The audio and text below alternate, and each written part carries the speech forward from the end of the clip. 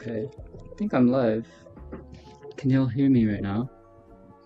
How is the audio? Is it too loud? I feel like it might be too loud.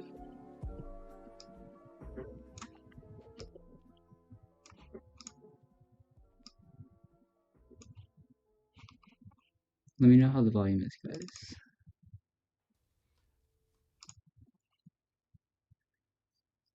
I can't see any chat. I think I'm only seeing the Twitch stream chat right now. Maybe I'll open the YouTube live on here.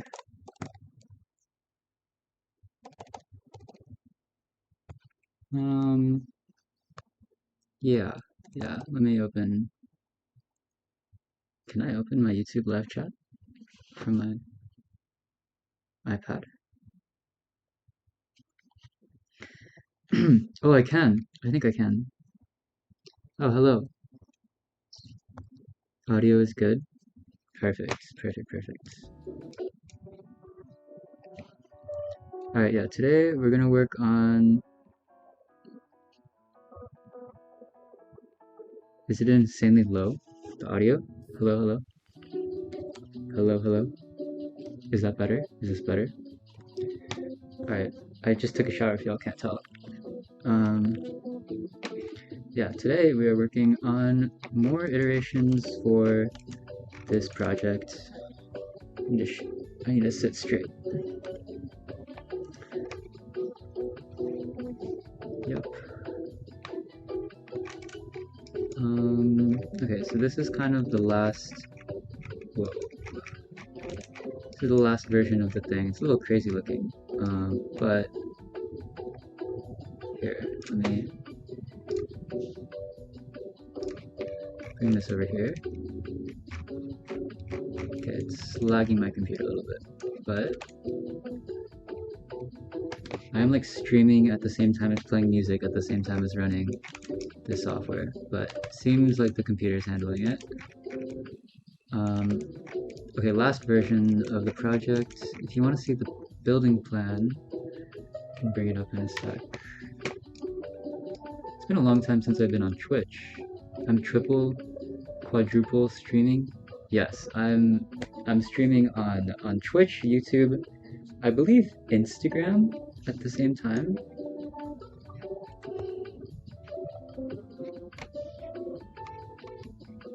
It's been a while. Yes, hello Twitch stream.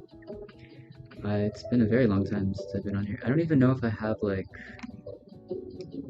the little sound set up, you know, like if someone subscribes. I don't know if that's even still set up on here.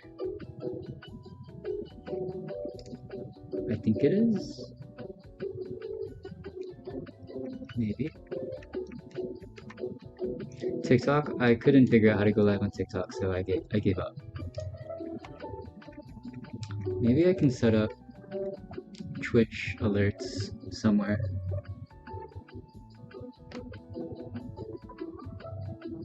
Maybe this is a later problem though.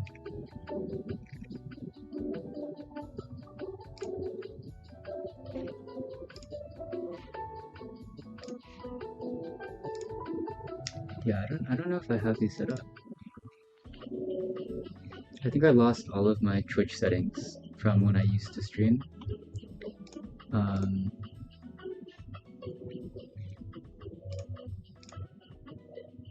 Let me just download an alert widget real quick, like a free one.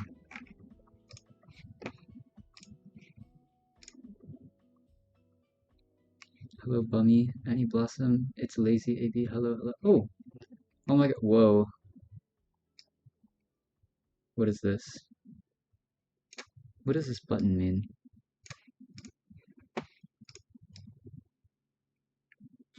Are these real? Are these...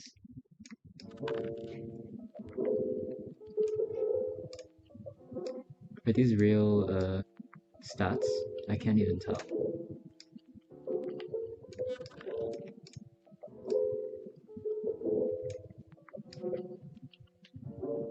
Well, I'm just gonna assume that they're real.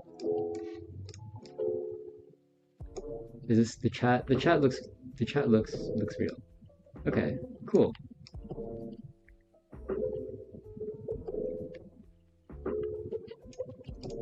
What am I working on? I'm working on what is this called? Housing project, guys. I'm getting so distracted right now. Sorry.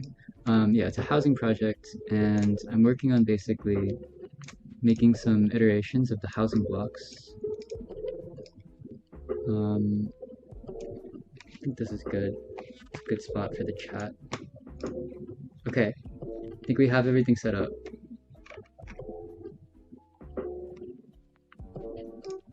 Yeah. Okay. Time to lock in, guys. Okay, so we have this version right here, and the plan of this basically looks like... Oh, I have some stuff turned off here. Okay, there we go. So the plan of this looks like this right now.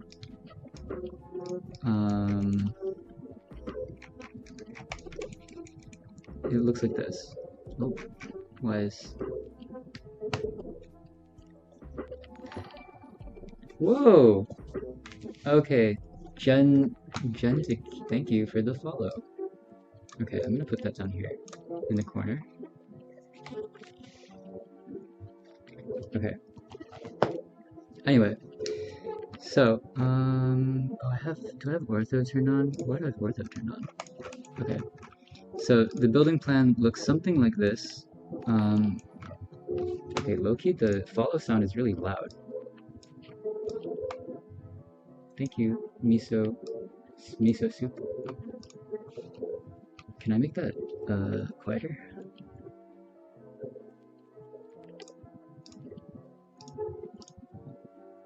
Alert box. Properties. Oh, okay. I think I figured it out.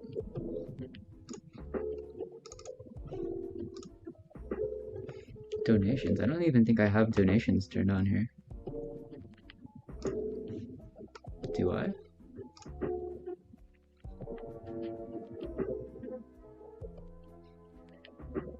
Maybe I do. It's been a long time since I streamed, guys.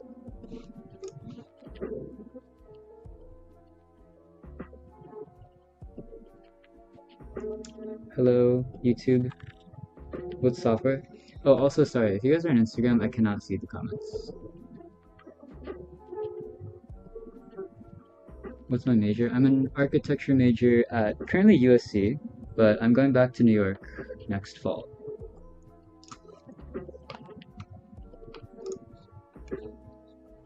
I seem more introverted. I seem more introverted than I was like a few years ago. That's pretty true. It's been a while. Oh, I can see the Instagram comments. Do I use Lumion? I do not. What software is this? This is Rhino. Rhinoceros.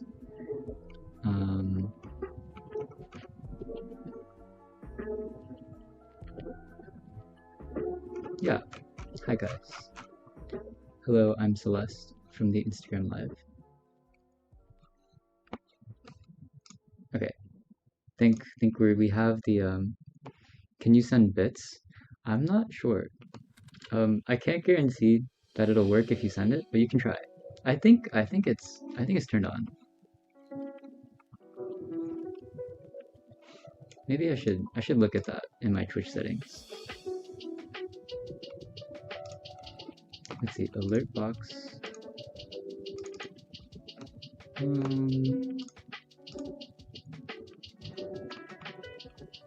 I think it's set up. I'm like 90, not 90, I'm like 60% sure it's set up.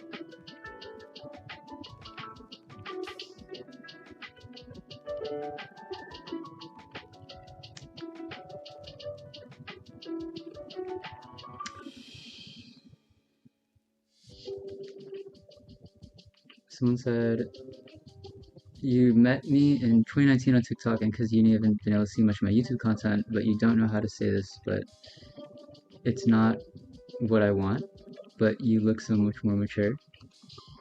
What does that mean? You don't like the YouTube content I post?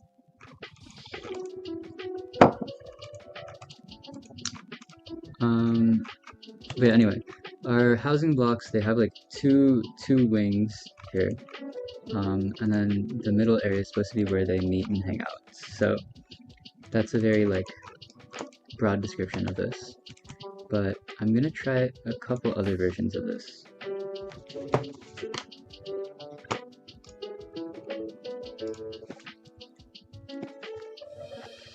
This is the little sketch of the next one that I want to try. This something that looks like that.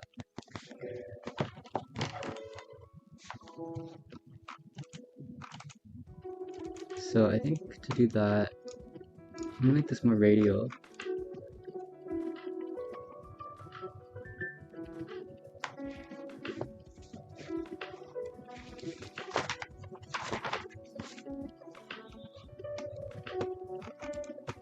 My portfolio that I submitted for uni applications, I'm a little bit of a special case for architecture. I never submitted a portfolio going in. Like I was mostly like a STEM AP class kid in high school.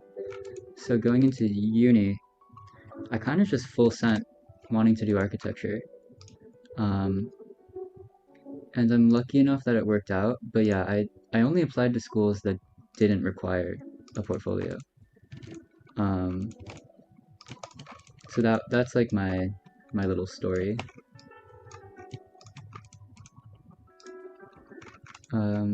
Okay, so these are like the outlines of the room units, and right now I'm just gonna try to fit them into a more radial plan, mostly because I want to get rid of this weird corner here. Like right now I think this corner, it's okay. Um, Actually, this is a little unrealistic. We'd probably replace this with just like a window coming out this way, which is fine, but I just personally want to test another version of this so my partner and I can look at it and determine if we want to keep it like that. I think inevitably we're going to lose a little bit of efficiency on these rooms when I make them radial, but it should be fine.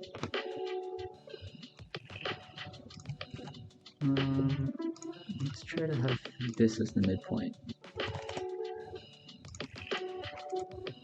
So I'm just going to turn all the rooms to face this way.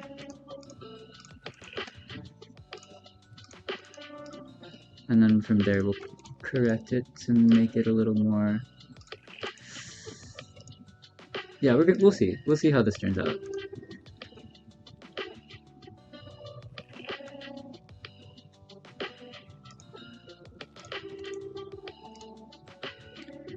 Someone said back then my face was cuter. Oh, RIP. We had a glow down, guys. It's unfortunate.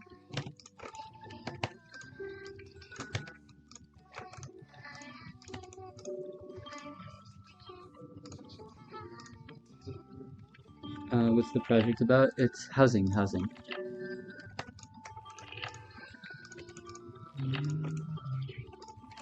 Okay, this is very sketchy way of me putting in where the units would be. I think just from looking at it right off the bat, we're definitely going to lose some efficiency by trying a radial version of the rooms here.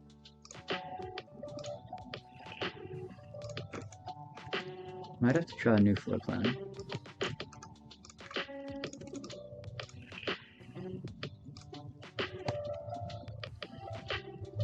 Does Pratt give scholarship to international students? I know they do. I know they give less to international, I will say. Someone said comments are foul today. I know, guys, it's rough. To be fair, in high school, I slept extremely well. I didn't really like go out ever or go outside. So like, oh, what is that? Oh, thank you for the bits. Illicit. Oh my gosh, it's so small. What did it say? Guys, how do I see that? Oh, I'm sorry if that was awkward. I hope you continue to do very well, Drew. Love you for you. Oh, it was the person who said I got uglier. Wait, don't feel bad. I don't take it personal.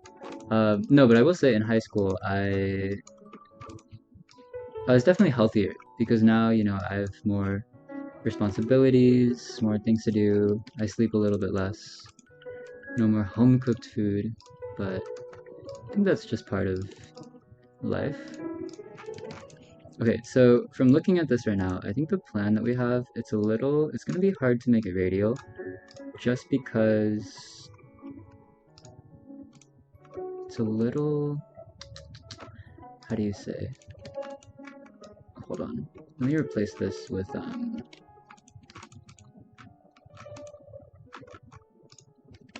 I get the outline of that somewhere? Did I draw it?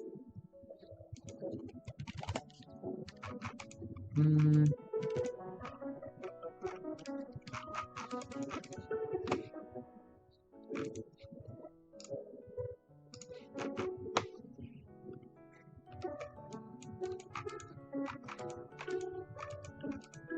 Oh, someone said the opposite.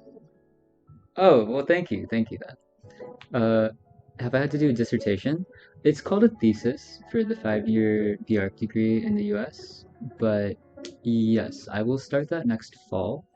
If I had followed a normal course plan, I would be currently in my 5th year, like fifth and final year of the 5-year degree, but instead I'm starting the 5th year next fall because I came here to USC.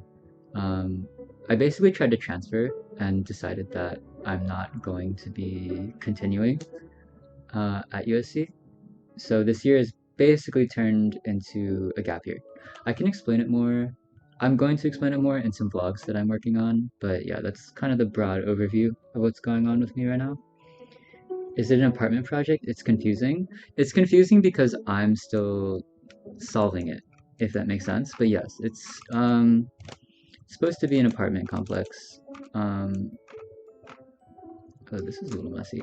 The basic diagram of the project is going to be we have these blocks and there's going to be not necessarily this shape, but there's going to be some public program in the middle, like walkways between the buildings, some like amenities between the buildings, and they're going to connect to these things, which I think actually differently than how I have it right now. They're going to extend into like terraces coming off of this main core area.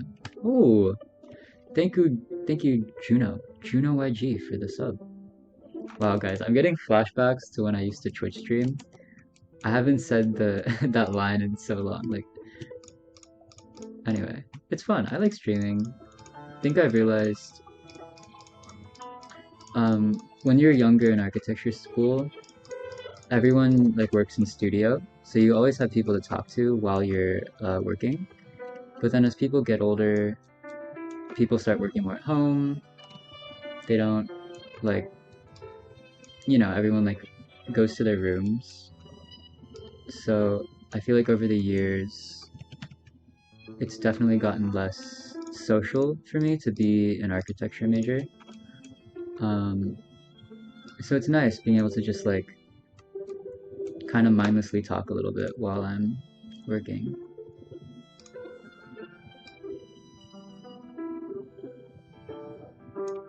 What program am I using? This is called Rhino. It's um, it's an architecture software. I don't know how else to describe it. It's an architecture software. I guess other professions do use it also. It's I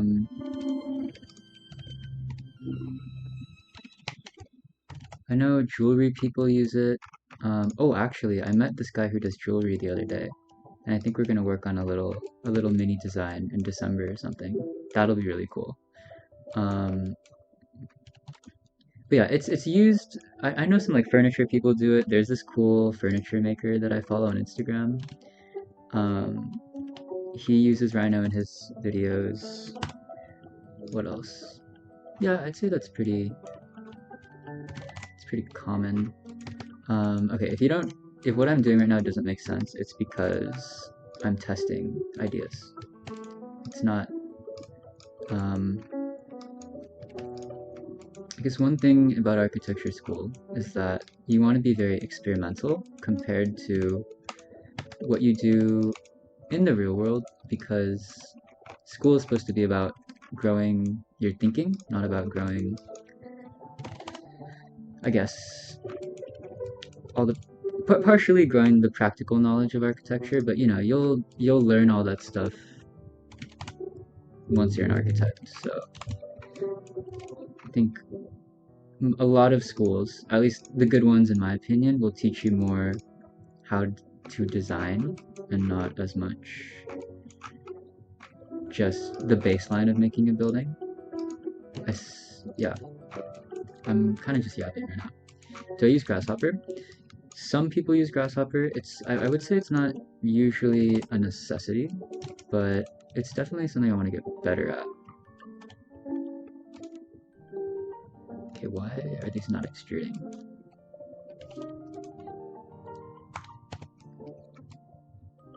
I don't understand. Hello. Invalid surface. So odd.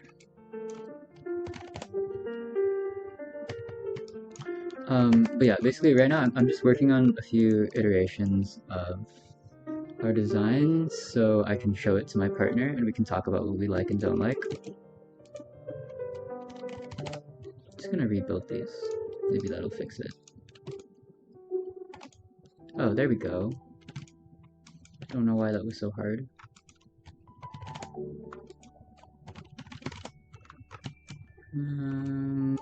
What did I do? 4 inches?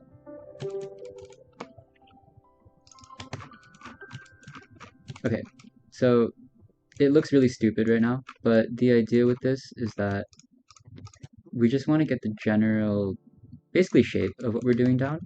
That way we can talk about uh, areas to improve. This thing basically with this project is there's gonna be some like this middle part of the project is gonna be like you chill there with the people that are on your floor.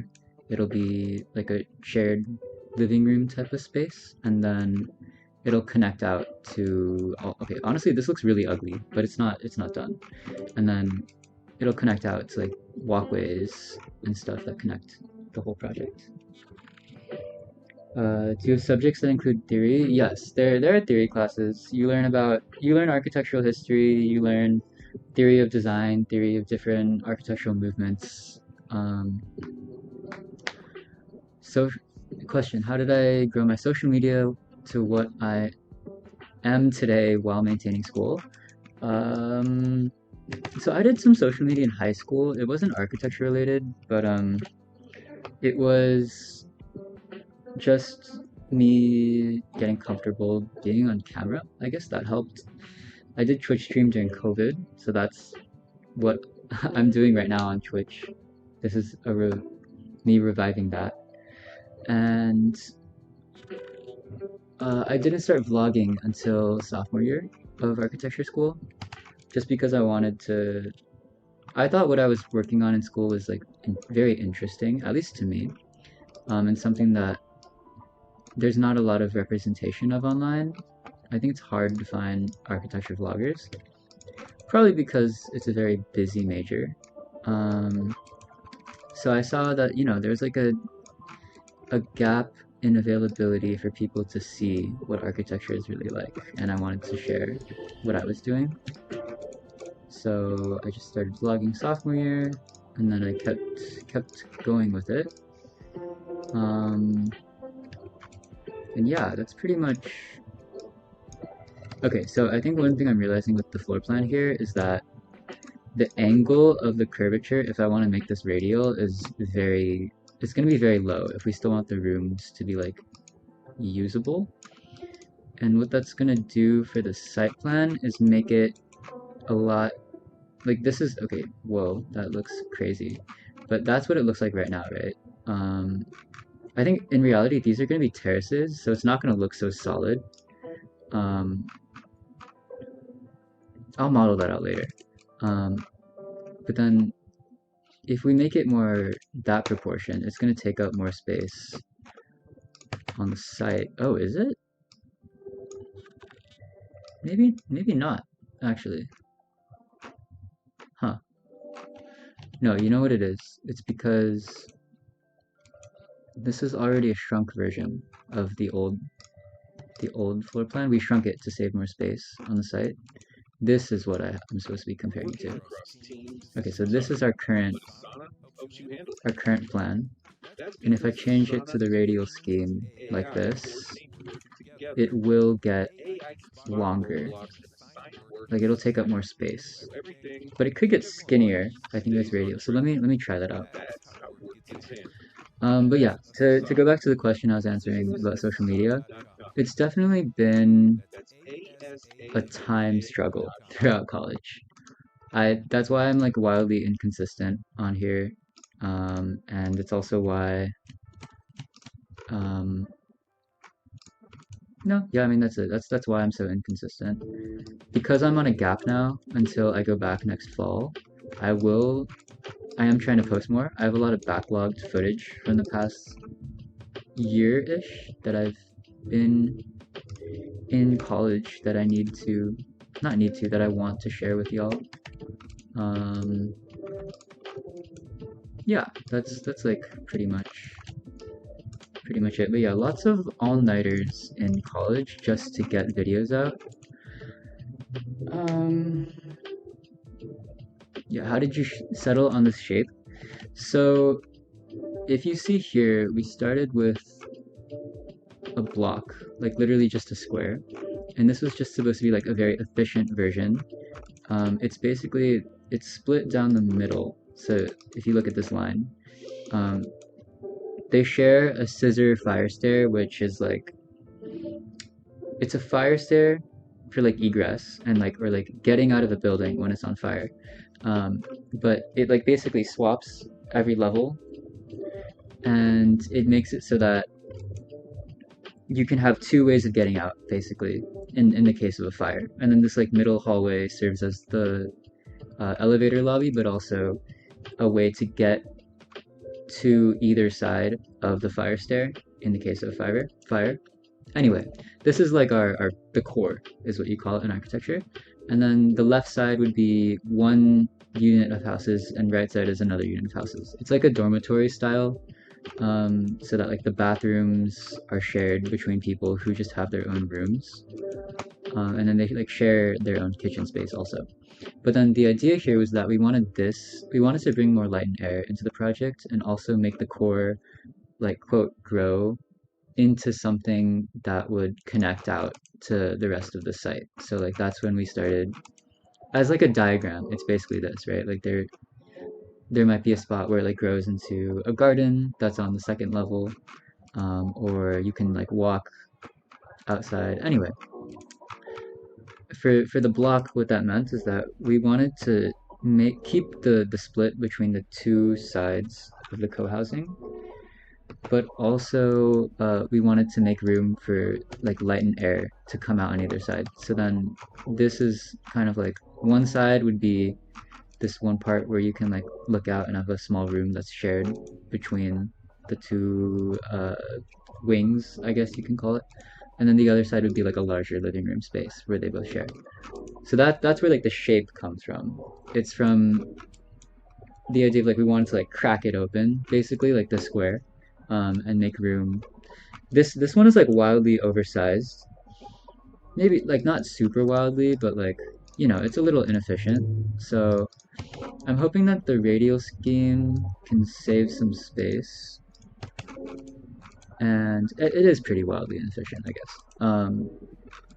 For how many people there are, maybe not too bad, but this is definitely more efficient.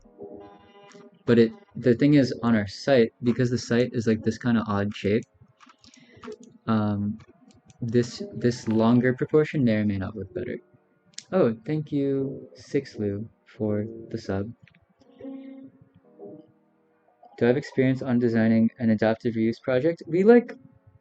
We did one very briefly my second year of school. I would say that project I did not develop enough. But some some experience. Very little. I haven't done an adaptive reuse project in professional practice yet. In professional practice, I've done community center, like a botanical garden, conservatory building. Um, I've done a skyscraper this past summer, a giant mixed-use project in Taiwan this past summer, hospital, big hospital complex, and some small houses. That's what I've worked on. The upside down parabola balcony thing in the model photo. So that's what we were thinking of doing for the balconies for these like dorm style co-housing units. So yeah, as you can see, like the original plan we drew, super basic, just trying to get all the fit all of the program into like get the baseline requirements, right? Um, but you know, we thought it would be nice to have each person get their own balcony. We wanted it to feel a little more private because we have all these shared spaces um, on the inner side of the unit. So the idea is like you go from the very public shared spaces into your own room, and then you have this little balcony space that's a little covered from the people next to you, a little bit at least. And also we just thought it looked cool. So yeah. What happened to my car? I totaled it. I explained it in a video in my most recent vlog on YouTube actually, so y'all should go watch that. But yeah, okay, so looking at this, I think this plan, I can make it work. We just have to draw it out. I'm gonna set, yeah, it'll be, hmm, it can definitely work. I'm just trying to figure out on the site if it's worth making it this shape. So like for example, if I take this gray line is the setback line. Because in housing you can't go up to the property line in all areas. So I'm imagining like it might slightly turn this way if we have it here. This part would come out and connect to like other parts of the site, and then this one would most likely do the same thing this way. And those would be our two co-housing towers. And then these ones though would be basically half of that. So if you took this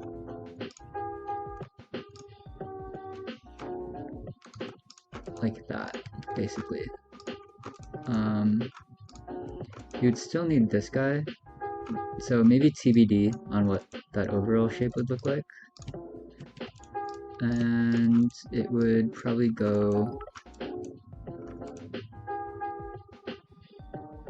Someone just... Oh, illicit. I don't know how to say that username, but thank you for the bits. And they said, you didn't call me ugly, please don't think that. No worries, no worries. Even if you did, I wouldn't have taken it personally.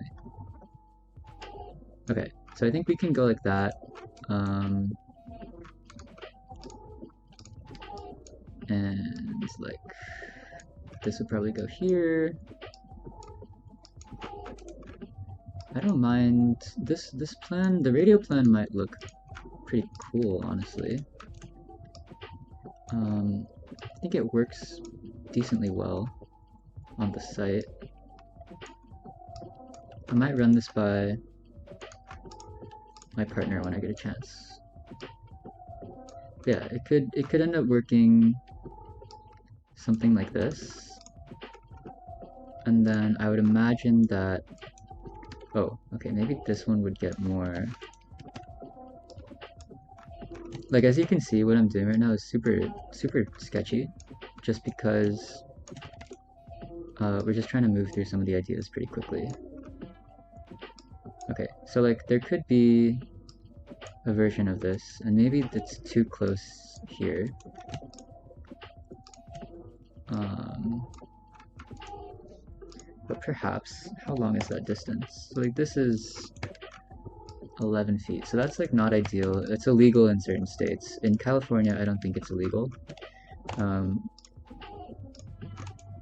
there are laws about distances between window to another window, but if this is solid, it doesn't matter, but it's just not pleasant. You know, if you have like a, so, for example, like this might be a problem, that being so close. So maybe this would actually need to come up. It's a tight, it's tight for what we're trying to do. It's not that tight of a site. Um, I'll actually no. These aren't even correct because these have less. These are smaller. These.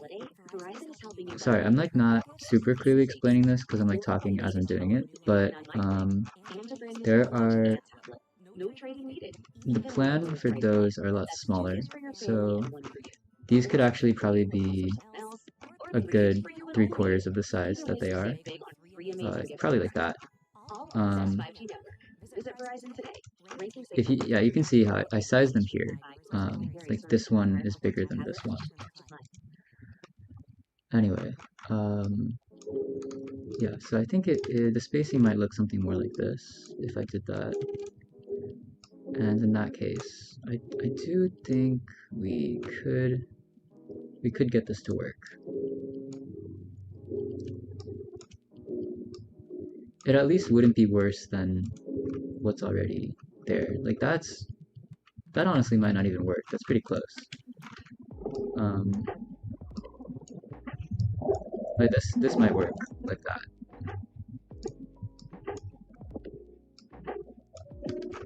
Okay, anyway. I think this is enough to show that this general shaped floor plan could work on the site. And it's a whole nother exercise that we would do um, to get the plan to work. Like we just have to draw, like we would have to draw out where the furniture will go, where the structure will go, but I think this is enough of an eyeball test to know like it could work. Like obviously, for example, we would want to fix these rooms. We'd want to set like a what's the word? A center point for the radii to come off of. But it can work, and that's all we need to know in order to move forward. So next step would be modeling like a very basic version of this.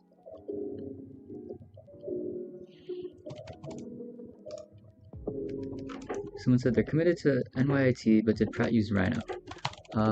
Yes, Pratt used Rhino. I think all architecture schools in the US use Rhino. NYIT, is that a 5-year program? Or is it a 4-year? This is kind of starting to look like this one project I worked on over the summer, or I saw one of my coworkers working on actually.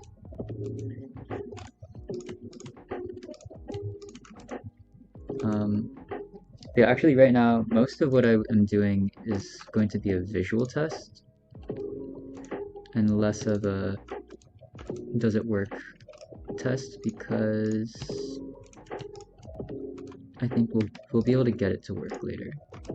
So that was a complicated way of me saying I'm gonna be playing with some fun shapes right now.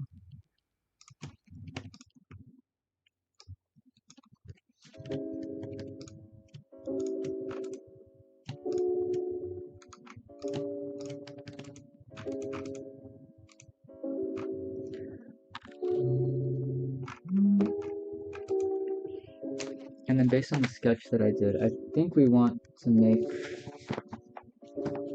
this core thing still a little curvier than it is. So how did I learn Rhino for architecture? It's one of those things that you learn as you do it, honestly. I don't think it's very. I think it's insanely hard to learn all of Rhino at once. And if you think that's gonna happen, you're just wrong. You just kind of have to start working on projects and you'll pick it up as you go. Like for me, honestly, there are always things that I learn. And the thing is, every project has a different sort of like geometry, set of commands that is used to make it work. And you'll just look those up as you go. I think the bigger thing than actual software that you learn in architecture school is like design process. Um, because anyone can just learn a software, but the value of school is you get to have a professor, hopefully someone who's very experienced in their field, um, guiding you, giving you feedback, not on how to use the software, but on how to like develop a project well over a longer period of time. So that's, I don't know if that was clear, but um, I would say, like don't focus too much on needing to know all of the software first. Like obviously there's going to be a learning curve. It's going to be rough at first when you start it. But that's kind of just how everyone does it. And yeah, if I guess okay, if you want to get a head start on that before going into college, I would say like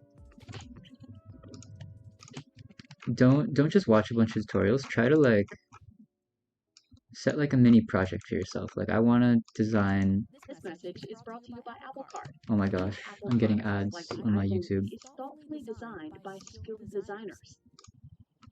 Um, yeah, try to give yourself a mini project to work on. Like, oh, I want to design a shack, or like I want to remodel this building that's in my city or in my town, or like I want to try to model the Colosseum, or just like give yourself a little design task. And I think that would be a much better use of your time than like watching a bunch of tutorials, because you'll probably have to watch tutorials in order to do um, the task that you give yourself, but it'll feel much more intentional. Because otherwise, if you just like Google how to learn Rhino, you're gonna get so many different options, and you're just gonna get lost.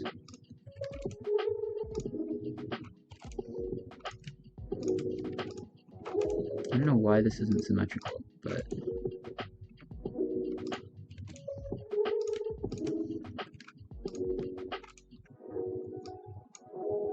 okay. As you can see, this is pretty funny shaped, but we're getting there.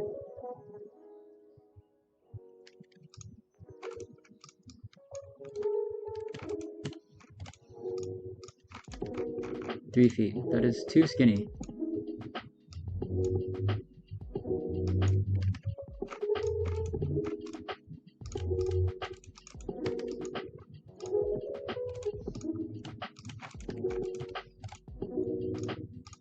5 feet. There we go. Gediminas Kirdakis. I love his tutorials. Yes. No, those are really good. But what I'm saying is that, yeah, I watch his stuff too. If you just watch his stuff, and he'll say this too in his videos, because I know exactly what you're talking about. He makes awesome content. Um, if you only watch his videos and you never design for yourself, you won't learn the software. You might understand some things about the software because it's like any skill. Like if you read about shooting a basketball, you'll know how to have good form, but are you going to be able to actually shoot it? No. Wow, guys, that was a good analogy.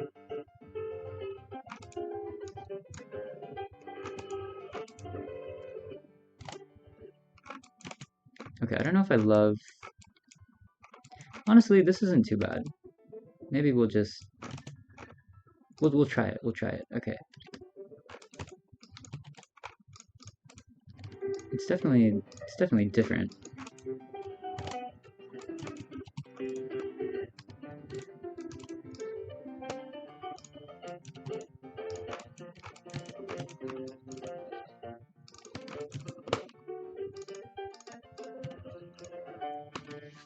Okay, on my calendar though, I did want to oh, I forgot I'm still live on Insta. Hello, hello Instagram live. Oh, Hanny, hello. Yeah, I don't have this open. I'm more working on or talking to the Twitch and YouTube chat. But I have like 3 screens up right now. Uh it's a lot. How do you maintain a good group project? Communication, willing to be flexible. I don't know, I'm giving like really default advice. It's the same as any other career.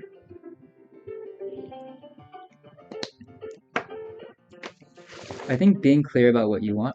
Okay, I'll say this. I think design is such a thing, like, it's hard to know exactly what you want right away. So I think good group work requires you thinking through beforehand, like before you meet with your partner, before you call them, before you send them texts and stuff. Like, think about what is it you really want out of the design?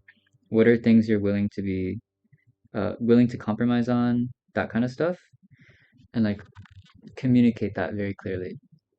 Because design, like there's so many things you can change your mind about. You're like, oh, like I liked this, or I thought I liked this, but then actually after trying it, I didn't like this. Like that's what I'm doing right now. Like I'm testing these things out, and I told my partner, I was like, oh, I kind of want to see what our plan looks like if we make it radial. Um, and she was like, yeah, try it. And I was like, bet. Um, so that's what I'm doing right now. But I think you don't want to be the partner that like feel like acts like they have all the answers even when you're just testing things out for yourself.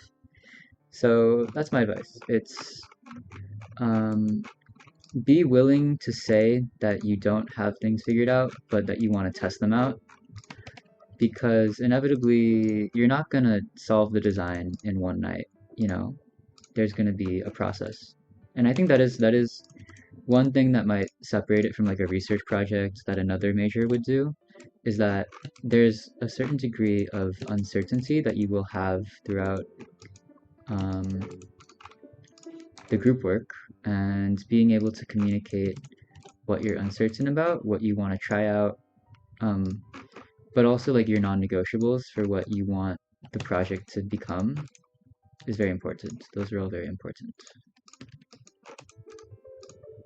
But also, just basic manners, like being a kind person. Like ask them how their day was. I think it's hard to be good partners when you aren't at least decent acquaintances. Like they don't gotta be your best friend, but like, you know, at least act like you have an interest in what they're doing in life. It seems like your course has a lot of pair work.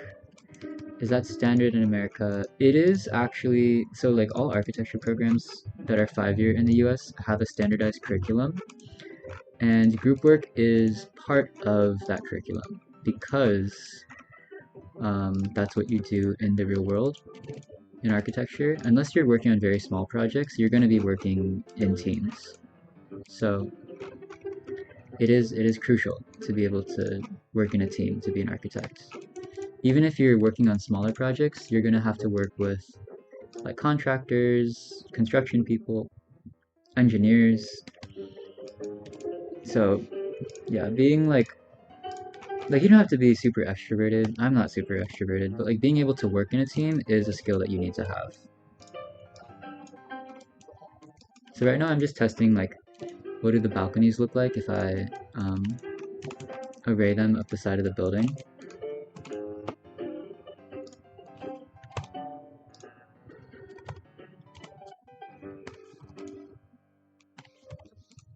And I will say, like, I think one thing that's pretty big in architecture is you want to try to break up the rhythm of what you're doing just to create more interest on the facade. The facade being the exterior of the building. Like, you know, just make it look more interesting.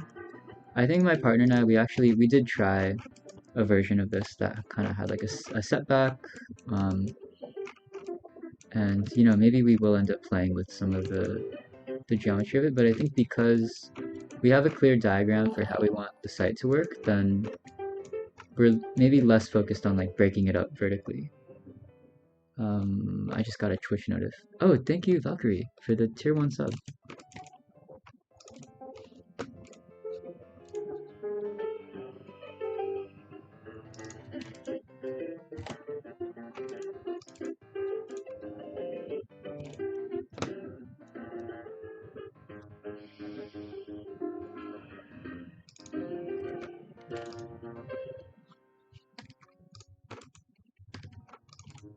I have this on the blocks layer right now. Okay, fine. Array linear is useful. Yeah, I mean, there's a lot of commands that I could do to like array that up vertically. It's just like it would such a simple thing to do with like literally just the copy commands that it's not worth it for me to like, I don't know, go to all that trouble. You know, we're talking like a 5-second difference in a small task. But yeah, you're right. I could have just selected the bottom row and like arrayed it linear.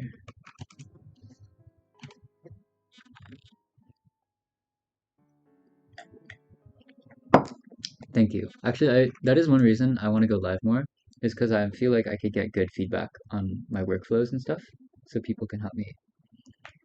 Um, if I didn't do architecture, what would I study? I, before coming to college, wanted to be, um, or before, frick, I can't talk right now. Before I started architecture school, or before applying for architecture school, I wanted to be an electrical engineer, or I wanted to be a CS major, and before that, I wanted to be an electrical engineer. I ended up not going into CS because I thought I took AP Computer Science in high school. It's like a class.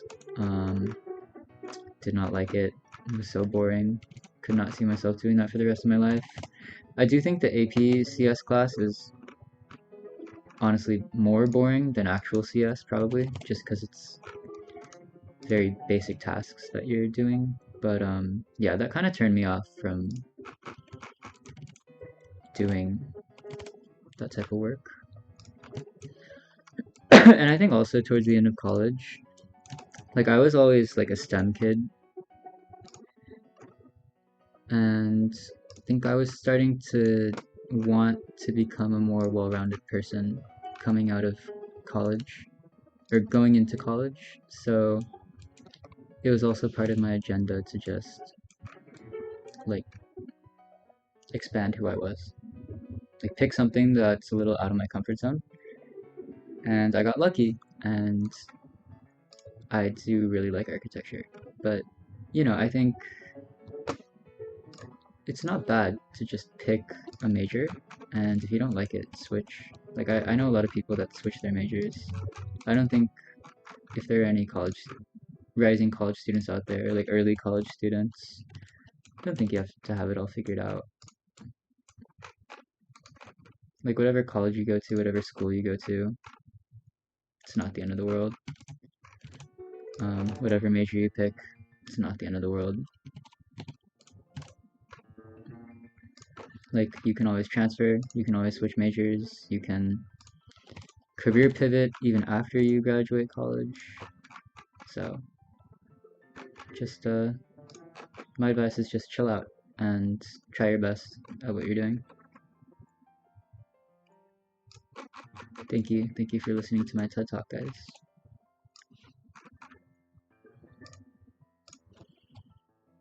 Favorite buildings? Oh, okay, actually, this is where I will use array curve. Because I don't want to deal with arraying these. Yeah, so I mean, well, it's like close enough. Because I'm also just like sketching this for the sake of showing my partner, I don't want to take the time to make all the connections super clean. This is more just to see the shape of what we're doing. Like, we'll make it clean if we pick this as our like final scheme. But yeah, so I'm just kind of eyeball matching these right now.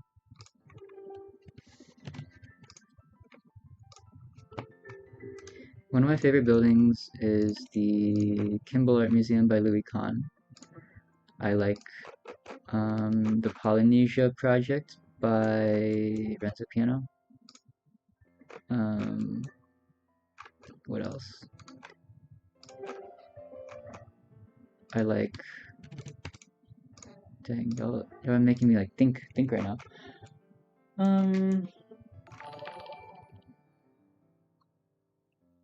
What was that? Oh, thank you. What's the name? Someone just subbed, right?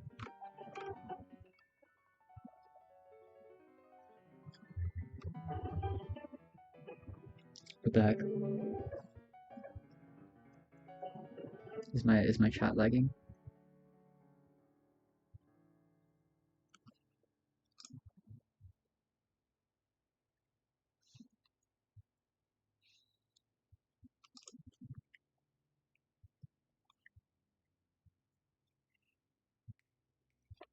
Okay, well, I think it said like it showed on the screen but not on the chat. That's so weird. Okay, hold on. Let me check. Let me check the Twitch. What is it called? The Twitch Stream Manager.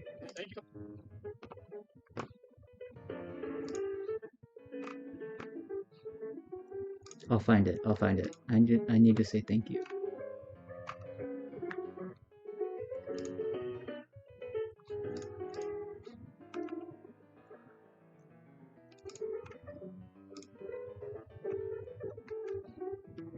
I'm so confused, guys. Why is the Twitch thing is so confusing? It's so confusing. Oh, it actually doesn't show on here either. What the heck?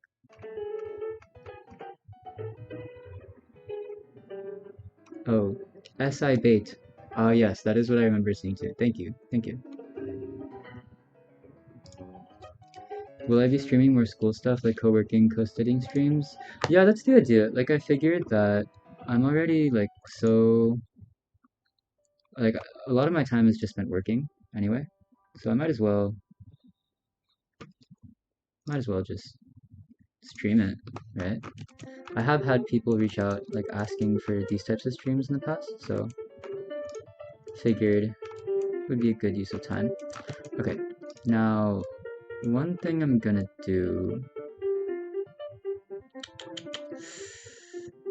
What is a good way to do this?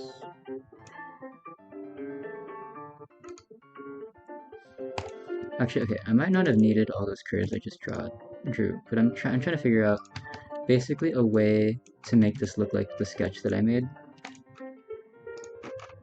If anyone here is a geometry wizard, let me know, but I'm essentially trying to get it to...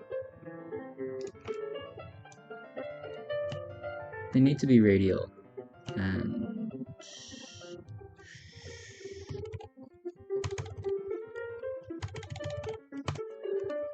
Okay, so not that, but like... Okay, maybe I'll just re-extrude them, but basically I wanted to do... It's like this. Like, that's the general concept of what we're doing. Honestly, this might be good enough just for like a sketch, but...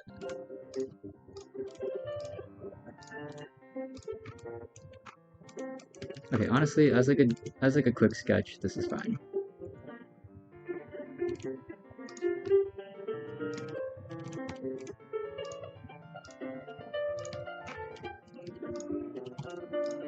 Yeah, that's the idea of like what the roof. Well, okay.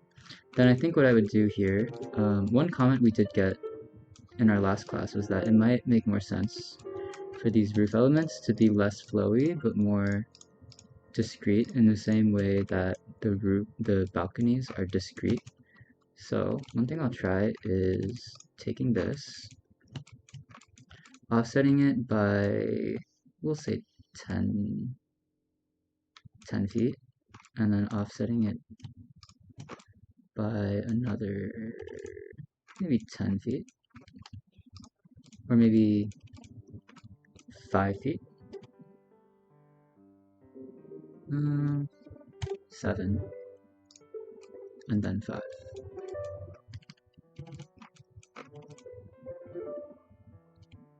Okay, anyway, then I'll take those curves,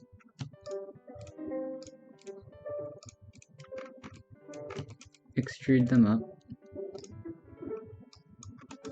offset them by a foot, and then group these, and then basically take these things that I've just made and subtract these from them. Oh, and we got an error. Because these are too short, question mark?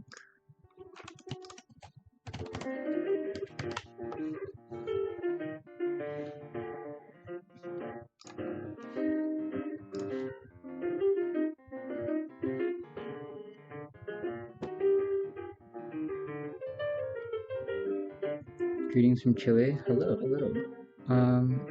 Also, wait, I was gonna check on this, but in my calendar today, at 3:30, I had myself working on side projects. And right now is my time to work on design. So in a little bit, I will shift over. Okay, now this isn't working because of the end condition here. Because I did not model it that well, one thing I can do is offset this the other way, combine these, and then hopefully subtract this. Nope, and now that doesn't work. Okay. Okay, it's because these aren't coming out to the end, I think. So I can just extend that. Now let's try it. Okay, now that's not working because of why? I don't know. Oh, these also aren't solid, I guess, so we can make them solid. Now if we subtract these, there we go. Okay, now they're like discrete elements.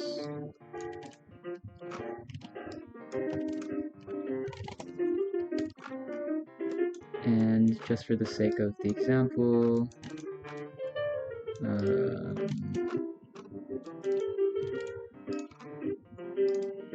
this would probably be taller than those, so like 75. Oh.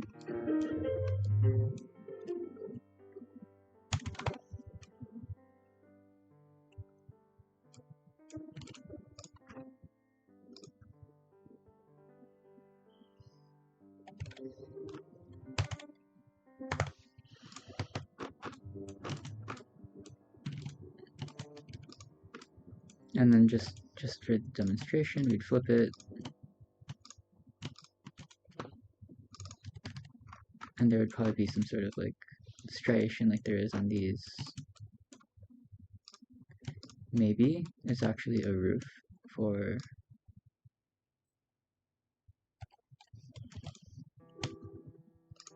a rooftop space.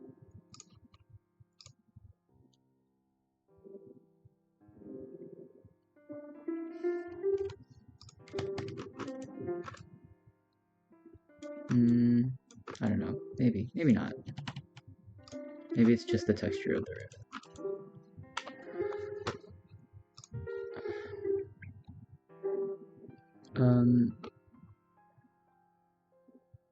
Yeah, Boolean difference won't work on surface. Yeah, I had a little brain fart there. 3D animation, it's interesting to see how this 3D software works compared to what I use. Yeah, do you use, what is it? Unreal? Or no, not Unreal. Cinema? Or like Blender? Okay, now for this, I think what we want to do is make it a little...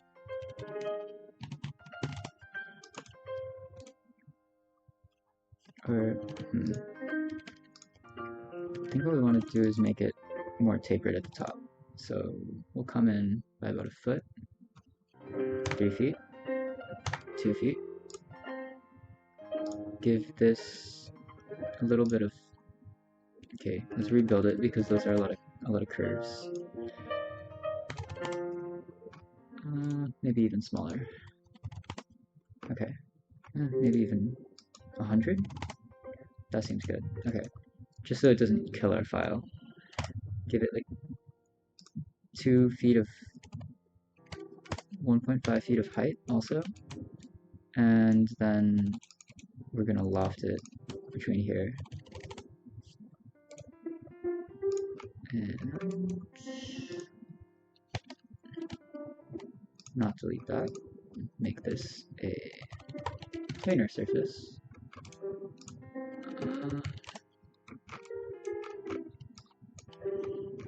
And join this back into one thing.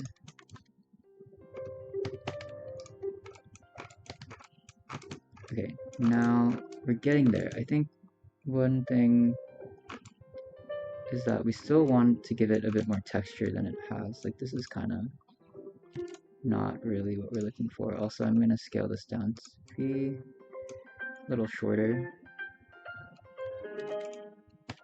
Just so it's like just barely poking above that part. And I think we would want to solve how the bottom looks, because right now there's no bottom. Oh, Maya? Oh, yes.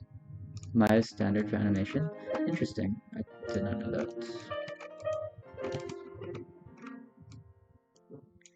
I would assume, honestly, that we might just want to take these, bring them down, and maybe just inwardly cut them a little. Oh, honestly, that might be fine. Like just the just this stuff overhanging, but I don't know. Okay, really sketchy version of each. Chat, what do we think? Do we like one more than the other?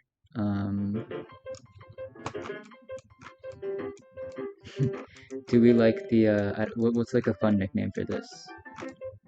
The shell or the, no, this one's a shell. Do we like the seashell or the football? The weird football better. Obviously they're both missing a lot of detail, but as like a general shape.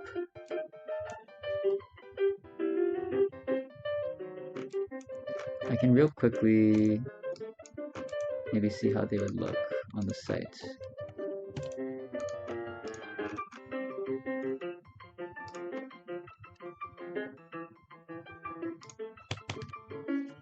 Actually, no, it's gonna be too heavy on the computer.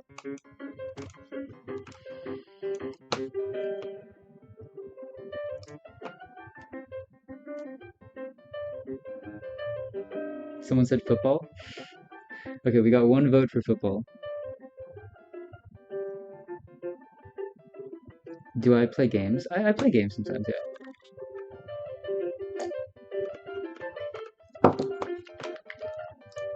Not as much these days, but yeah.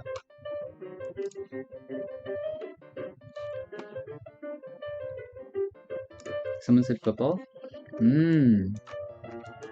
That is kind of, that is what I sketched on here.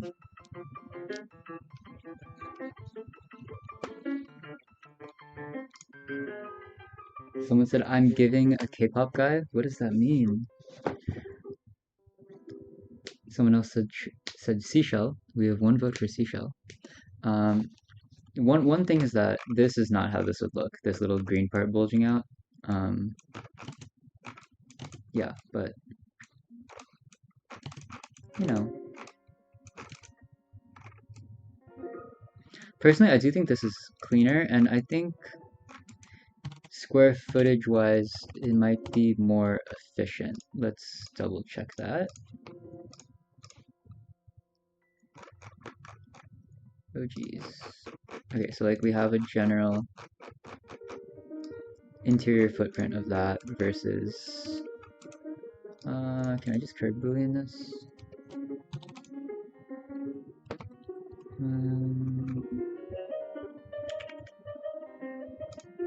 Yeah. Okay, so we have a floor area of 5,000 versus 4,700. So yeah, I mean this one's a little more efficient, which is good.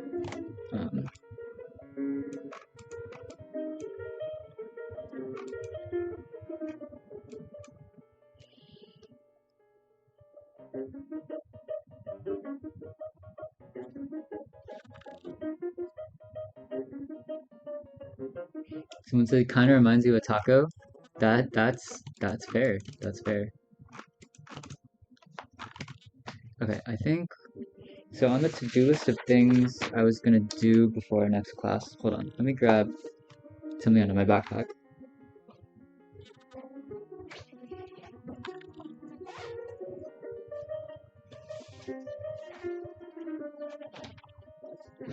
Okay, so I was gonna try the radial version. I tried it. I was gonna try some more different versions of what the ground floor could look like. So I'll try that right now. And then maybe later I'll move on to trying some of the split versions. Because you see we have some versions that are like supposed to be half in the project. So I think for this one, this is one version, maybe the most simple of like how it would look. I do think one thing we might want to do here is at the ground floor connect it to this guy. That way it would read more continuous like that. Not just the color in the program, but also like materially. Like maybe this would come out, not that one. Almost like that maybe. And maybe with a curve.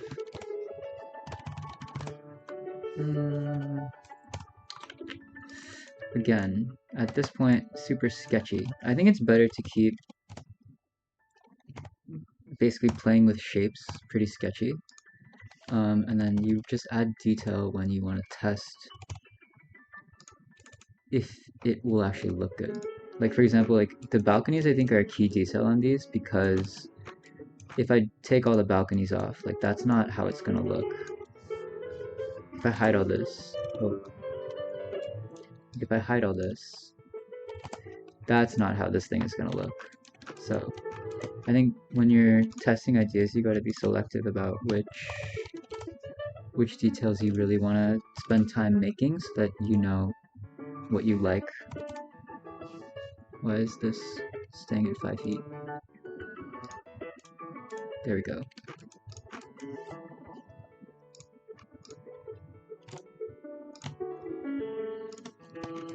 Okay, obviously that's not as clean as I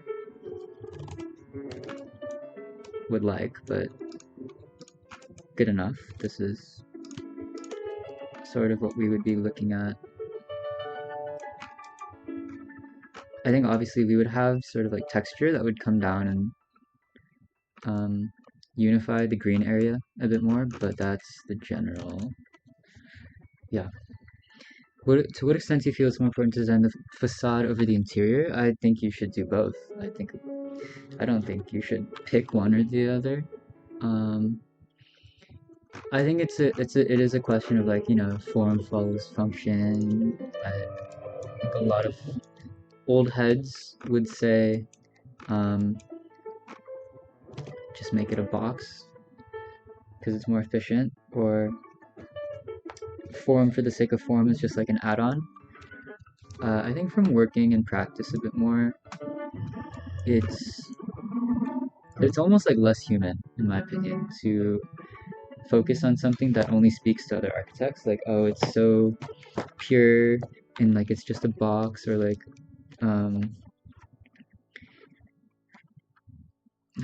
how do you say? I think it's ingenuine to say that every move you make in architecture can like like there are some that are there are some that are meaningful and others that aren't. I think any move you make has meaning to it. It's just you have to decide in a project which of those meanings are important to you. So like if it's important to make it look cool on the outside, that's like that is meaning in some way. I think you should also make spaces that are usable on the inside for sure. Um, be careful with the music. Yeah, I last time I got copyrighted, guys. This time I'm what's the word? I'm playing from a YouTube playlist of like non-copyright music. These are actually this is Cool. my Nightmare. my save of YouTube playlists that I used to pull BGM, like background music for my vlogs. So this is like definitely copyright free.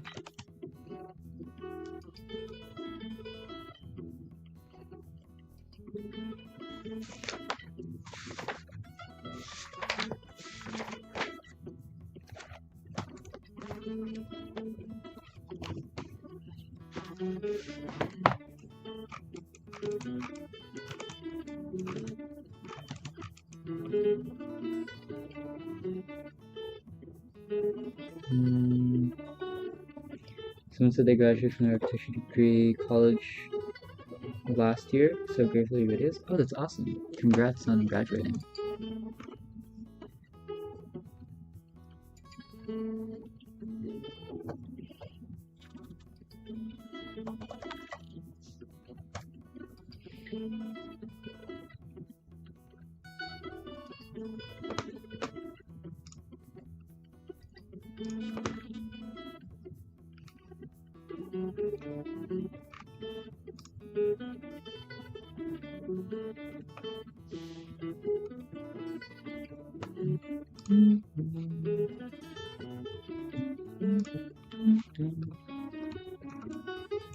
Okay, now the other option I think for this is we make the bottom something totally different. In which case, my partner and I did talk about a few things we might want it to be. One is that it would be just like a totally different shape. Like for example, if I took these, and instead of doing this, I just made it like a wave. Or like something like, hold up. Let me cook.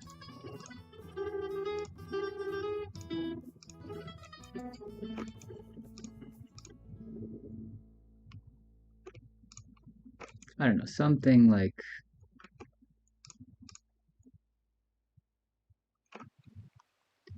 this perhaps.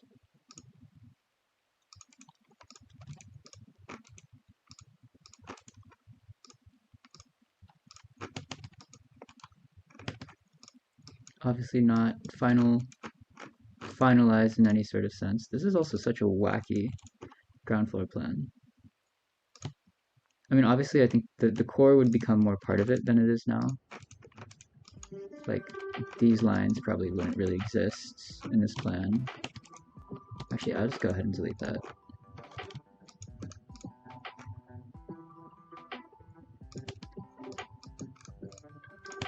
But you get the idea. Like,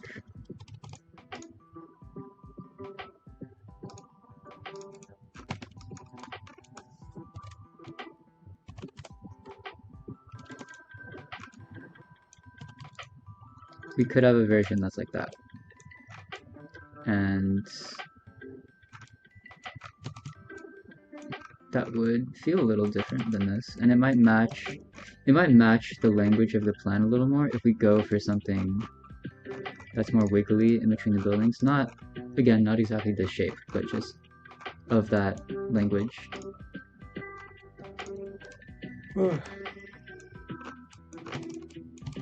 Another option is we could go, I mean, I think that's like, those are pretty much what we could do. I think it's more of a question of the texture of it, honestly, for how it looks. And I think that is a question for not right now because I want to work on other stuff. But I will get started on like a split version of this real quick, just because that's another thing that we need to do for this.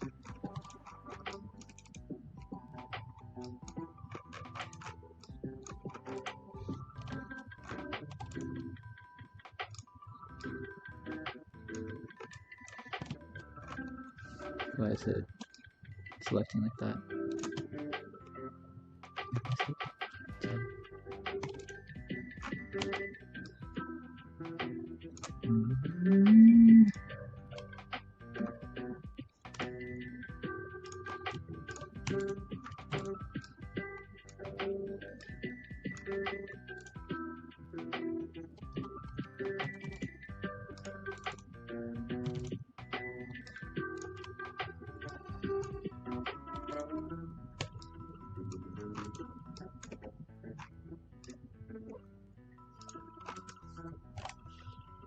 Okay, so then if we have like a split version like this, it becomes a whole question of like, what does this face become then?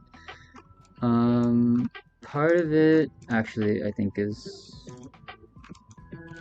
maybe this part actually doesn't get split. Maybe that part is still whole. Or maybe it changes a little bit. Realistically, I think it would want to change a little bit. Like,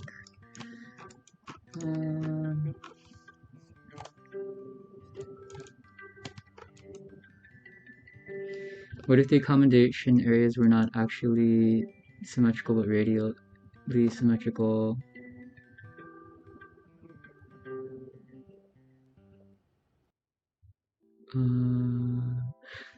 Yeah, wait, okay, so the metaphor you're using of like the roots and the leaves, that is exactly kind of what we were thinking of when thinking about the organization of this.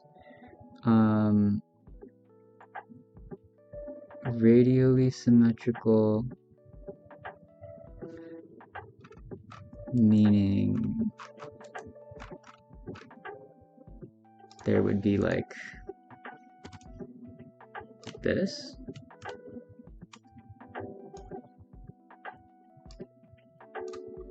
Am I crazy? Like you're saying like that? I think because we're doing two wings, we do want it to be like one side the other. I don't know if it has to be symmetrical, and I'm thinking definitely it's gonna want to change shape here. Like I don't know. It's probably gonna. Yeah, sorry, I'm not exactly sure what you mean by that, but definitely I think the goal is not to have it be so symmetrical looking. Am I crazy? Why is nothing like sub-selecting right now? Take 1/2 and rotate it 180 degrees. Oh. Like, okay, hold on. Let me try to understand this. Like this?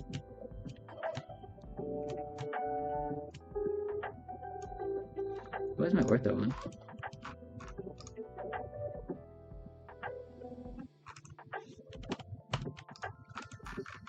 I'm not quite understanding the comment.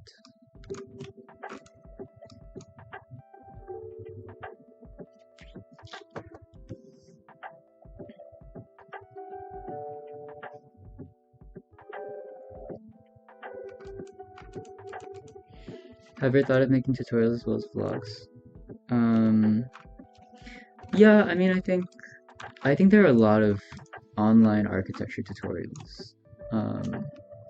I don't know necessarily that I feel like I would be more expert in those. I think what I would like to say that what I provide to people online is insight into what life as an architecture student is like, which I don't think there's much of that online. Like, I think that's pretty special or unique. I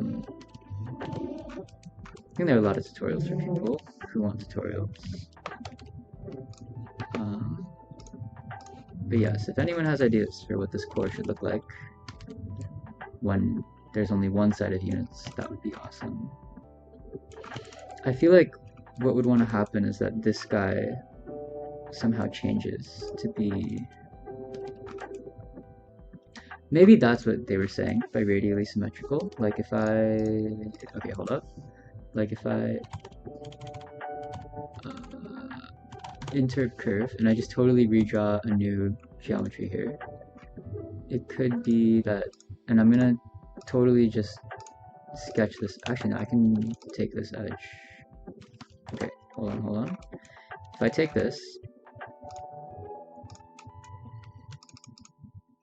I take these lines and I work off of these instead of just mirroring it. Then, okay, well, I'm gonna mirror this real quick. What I could do is, instead of having these, so the reason that these public spaces have to be at the ends for the other unit is because there are wings of units on either side. But on this one, it could totally be like out here or something. And it could go like, again, not saying that this is the final shape, but just as a general plan for where things could go, it could be like this. And then what you could get is something more like that. And again, little sketchy. Can I repeat the motif of the balcony in a smaller way on the core? Yeah. I mean, I think definitely it's not going to be, we don't want it to be smooth like how it looks right now. That is purely like a to be designed. I would say we don't want it to be smaller than, or oh, do you mean the arch openings? I was thinking of the vertical striation. We could do that. Yeah. Oh, that's okay. So that's a little odd, but you know, it could be something like that.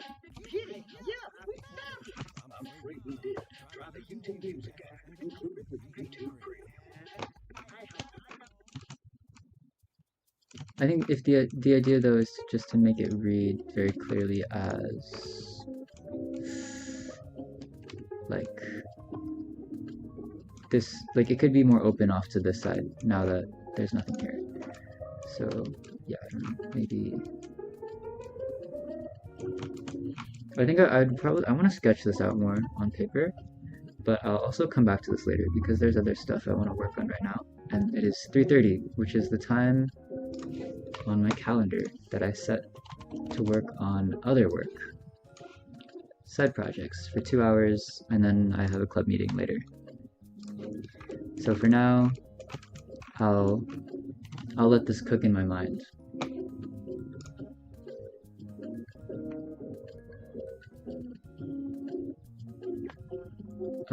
But yeah, if y'all have some ideas, I would love DM sketches or something, or just leave a comment.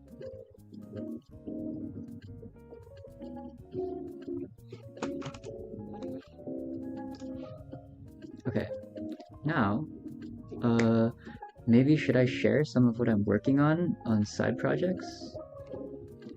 Let me think.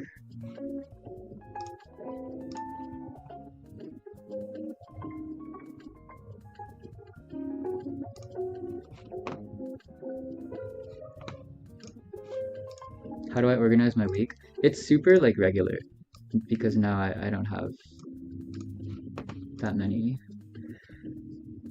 So yeah, basically after transfer things didn't work out at USC, I decided to return to my old school next year. Someone said elevator of the Standard Hotel in London. Let me check what that is. Which architect? But yeah, I'm working on a few. Make the elevator feature. I agree. I think that is one thing. Oh, this is cute. This this is cute. I was thinking of more like a British type of. Um, no, but that'd be cool. Like something just like a nice elevator. Um, I don't know what I was expecting. I was not expecting that. Okay, one project I'm working on right now is with. I'll bring this up. I'm working with this friend or new friend named Sage Cadence. She's an engineer, and we're working on a little, or not an engineer. She's an engineering student. And we're working on a little gadget right now, and the idea is to make a Pokemon themed Booknook. So lately I've been looking at some Pokemon inspo, and the idea is I'm gonna do like the 3D stuff, and she's going to do the what is it called? The circuit design. I have I have the panel here somewhere. We ordered it on Alibaba. Um,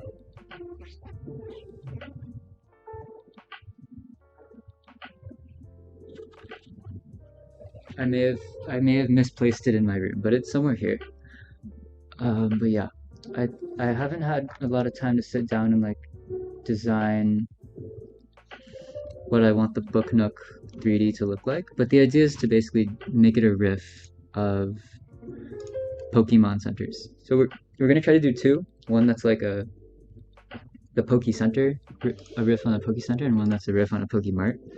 They might end up just being color swaps of each other, but not too different. Like one idea, I guess the Poke Marts are a bit more polygonal in general. The Poke Centers are like more filleted. Are they? Are they even?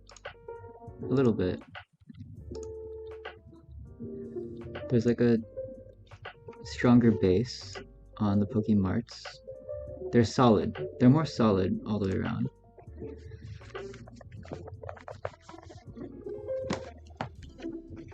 But yeah, thank you for the idea. I think feature elevator is definitely something we want to do on the ones that are split open.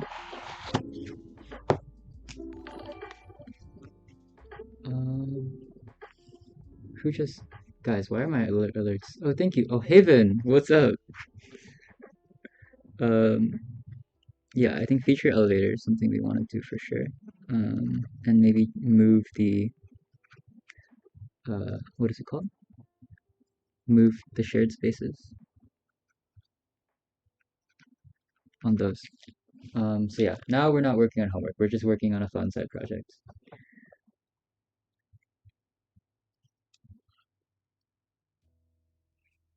What is that you're working on? Okay, so this is a project. We're making a book nook with Sage. You guys should follow her. She makes really cool videos.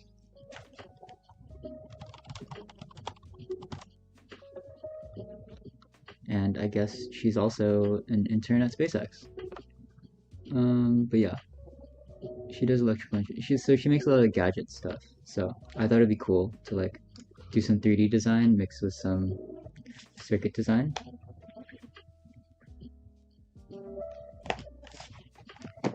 But yeah.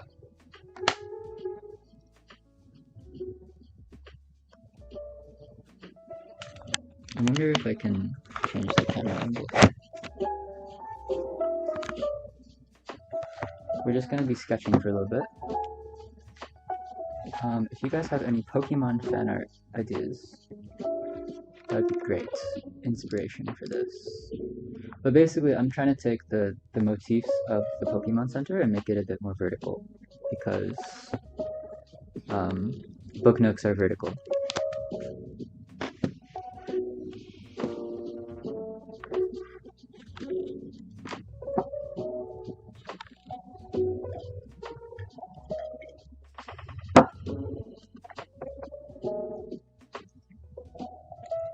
When am I playing Genshin again? That is a good question. I played with Ant recently. Oh, you guys should check out the YouTube video. Maybe I'll play the beginning of it real quick, just so you guys can see. But it's a cool Ant's editor went crazy on it. It's very clean. It's very clean edit.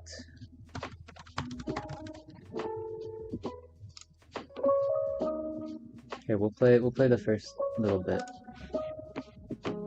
I swear if I got mad, guys. Programs here at Columbia Business School really equips you with the knowledge and the experience to work for. Hello, YouTube, and welcome back to Okay, a the background very music is so quick. special video. By the time you're watching this, it will be our 5-year anniversary on YouTube.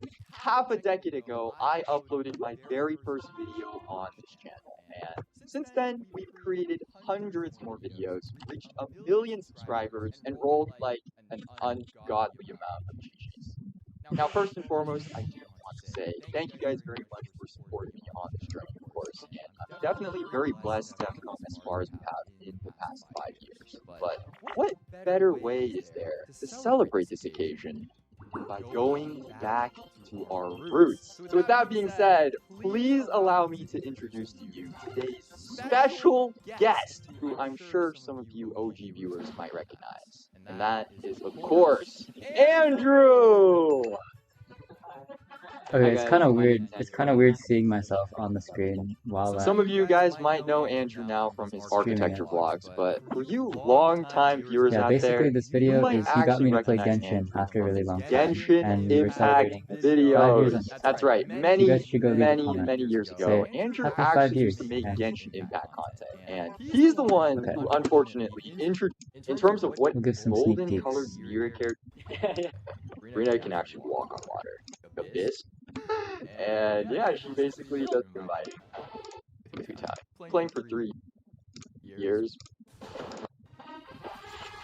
The end of the Oh yeah, video. and we got him a cake to celebrate. You know, hopefully it's been Okay. fun watching. It's enough of that.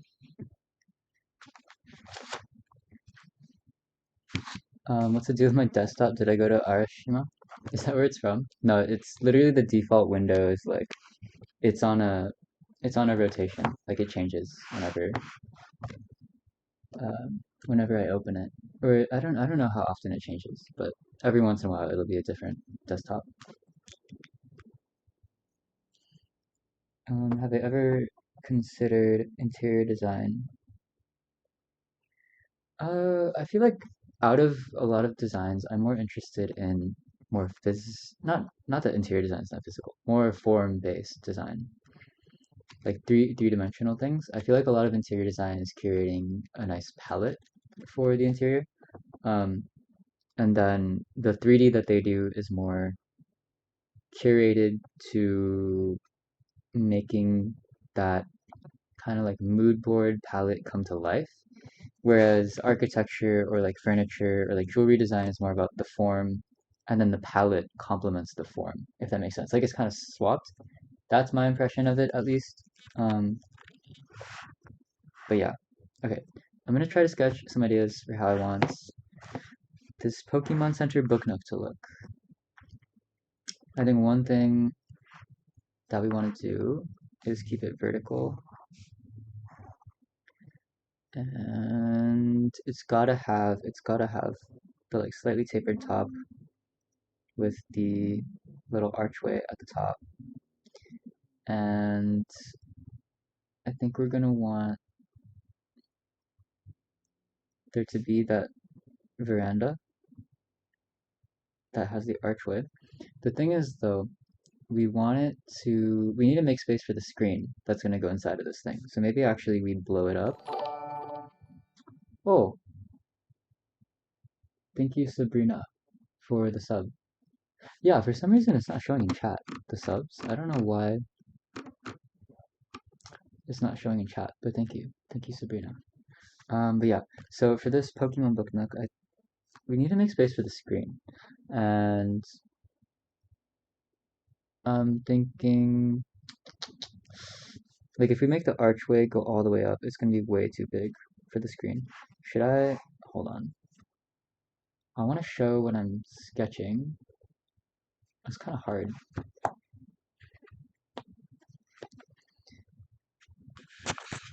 If the opening's from the side rather than the wide front, it'll help with making books. No, we're not trying to put Booknook, not in the sense that we're trying to put books inside of the thing. It's like those spacers that go in a bookshelf to like make the books not fall over. But we're just adding like a digital screen inside of it. Okay, you know what? Would you guys rather see my face or see the notebook?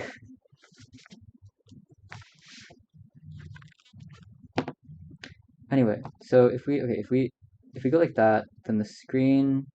The thing is, the screen is a square. So if we go like this, the screen might end up being okay. Like as a very basic sketch, if we make the profile like this, the dotted line being the screen. If we make an arched opening, it's gonna be sort of it's gonna sit like that. And also, I don't know if I like how elongated the archway for the opening would be. Like we want the Pokemon logo to go somewhere still. So, that is tough. Could do.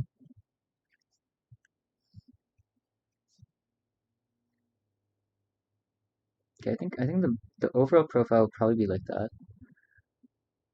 Maybe we want to extend. Oh, thank you, Wyatt, for the sub. Maybe we want to extend the side parts of the Pokemon building like we have um, in some of these models. And maybe there's a spot where we can add. Okay, this is super iconic. Like that's. I think maybe we don't. Maybe we don't add that. Or should we? No, I think what we could do instead is. Or we could do both. We could have it extend sideways, and then the sort of arch thing could wrap around. But then at the front, it would need to break because we want this thing to come up, and that would be the screen. So I think. Are we just gonna end up having a big archway for the screen? I don't know if we want that though. Like it seems weird.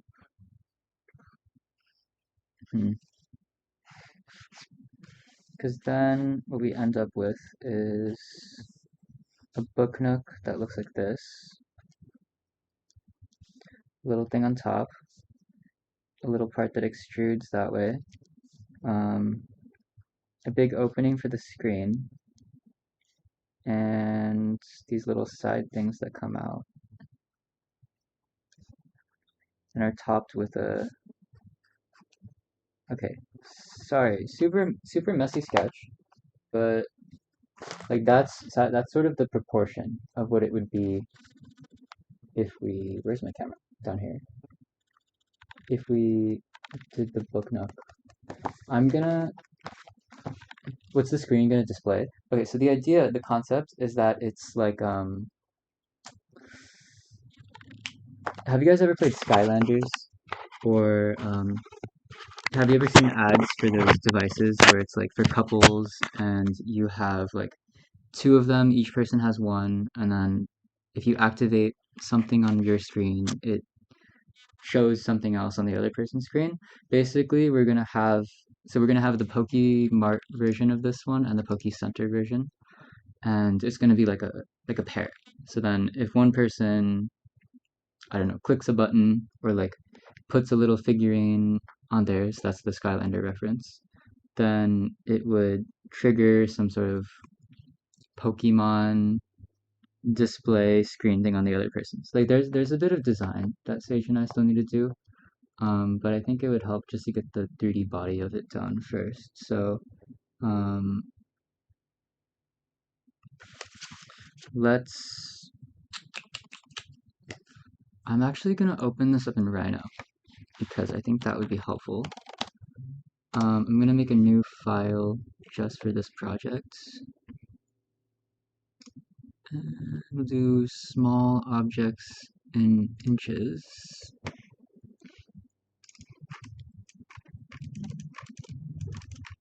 And we're gonna make a layer that's just called massing or sketch layer. And I'm gonna make, I need to take the measurements of the screen. So let me find where the screen is. I'm gonna save this on my desktop, and we're gonna call it Sage Andrew Pokemon Project V 1118.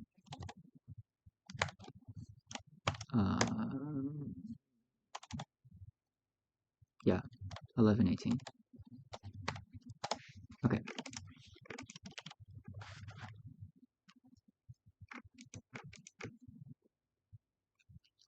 Let me find the thing I'm looking for. I know the screen is somewhere here.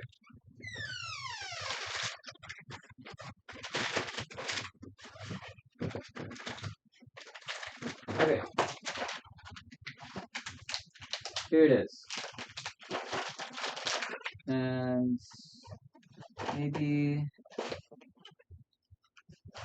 I just ordered a caliper.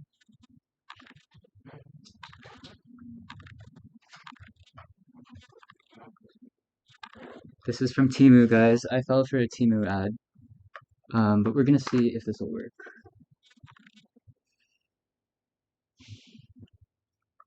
Someone said sometimes they fall asleep and have nightmares of a world with only AutoCAD in it. That's funny. Okay, let's open this. Hopefully this is charged. If not, I'll just use a ruler.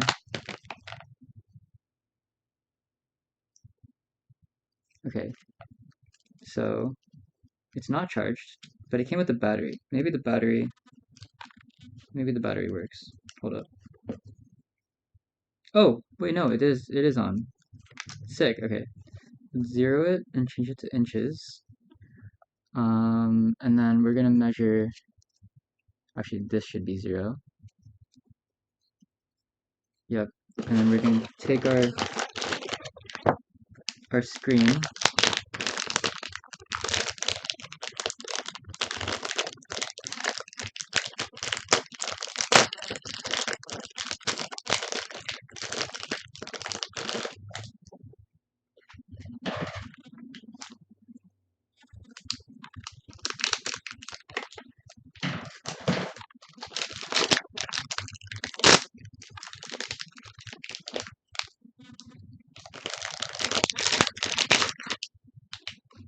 Okay, so then yeah, the idea is that the Pokemon Booknook is going to be bigger than this, and then there's stuff for Sage to plug in her circuit stuff in the back.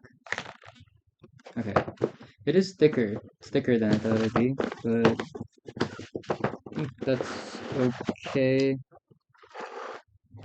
The box has some wires in it, but okay. So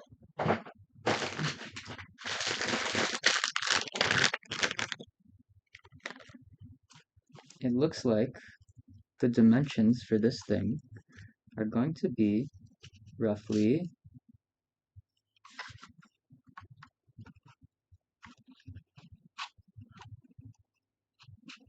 okay, so the first measurement is 4.15 inches. Okay, well, trust me, it was 4.15 inches. So we're gonna model out rectangle. I'm gonna get rid of the grid because I don't like the grid. Okay, so 4.15 by, this thing seems to be, oh, taller than my caliper. It's, okay, well that's unfortunate. Where's a ruler?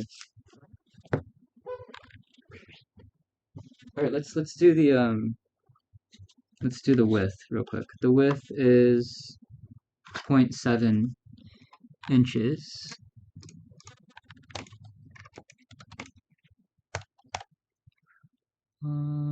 Yep. And yeah, we just need to find the length of this thing. Calipers are usually for more precision things, but oh well.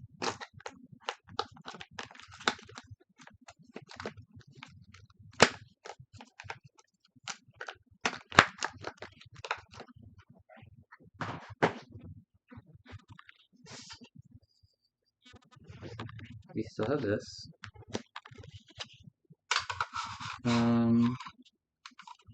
Okay, so length, it's gonna be, that's a weird number.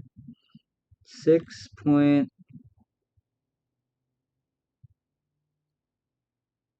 what even is that?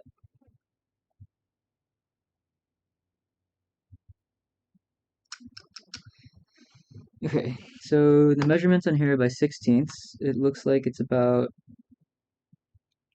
so every big tick is an eighth, so it looks like 5/8. But it's a little more than 5/8, so I'm just gonna say 11/16. Yeah, we'll round up and say 5 or 6 and 11/16. So we'll scale this to be 6 and 11/16.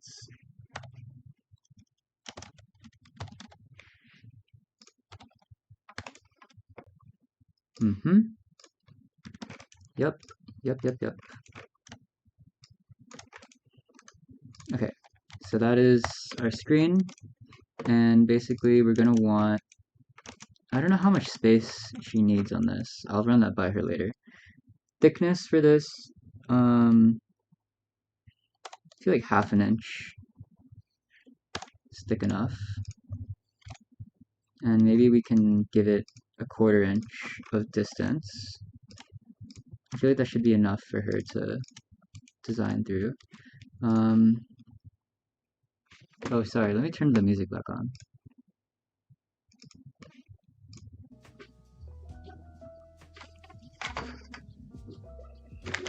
If you're just joining, right now we're working on a little side project with my friend Sage Cadence. Look her up on Instagram. Basically, I'm doing the 3D work for this Pokemon themed Booknook that we're designing. And the red thing right here is the dimensions of the digital display that is going to go inside of the Booknook. So, let's see.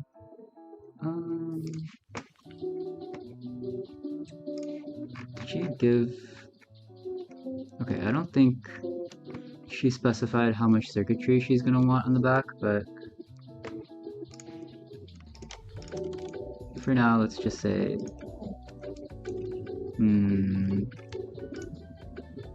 5 inches? That should be enough. Okay, so let's just put that there. Okay, if the screen is that big, then actually for a Booknook, what's a good Booknook size?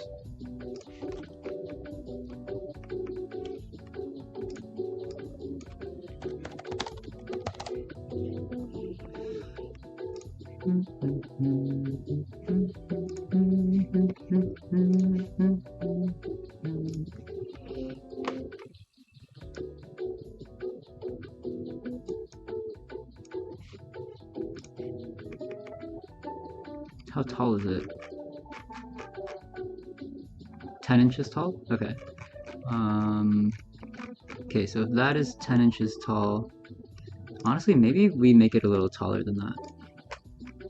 I think a foot is a good size.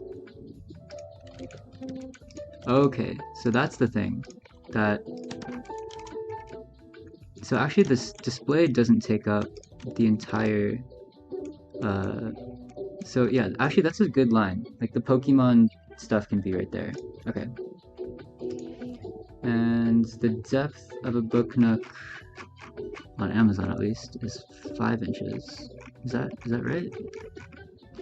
How long is like a book from my bookshelf?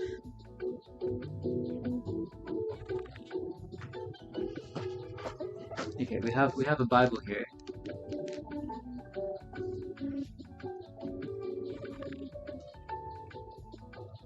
It's about 6.5.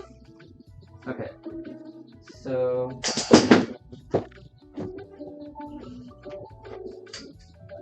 I feel like we don't want it to be too deep. So okay, maybe we say maybe it can be like 8 inches deep total.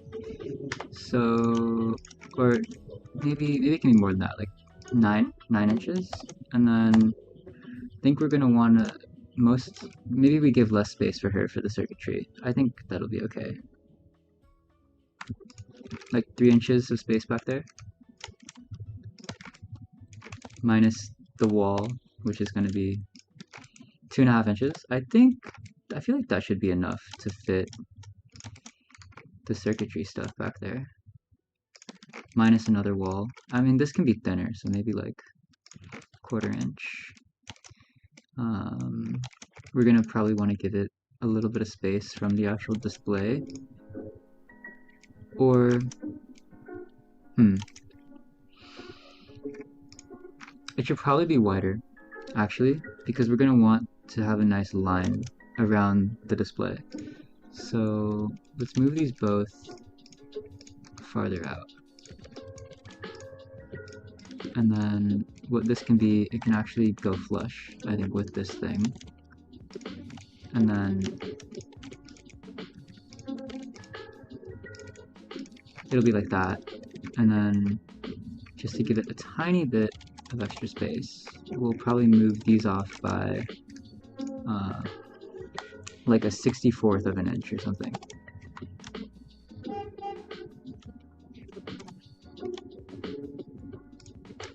Which actually looks like a lot on here.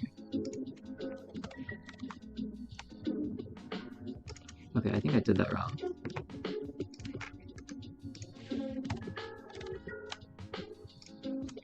Yeah, there we go.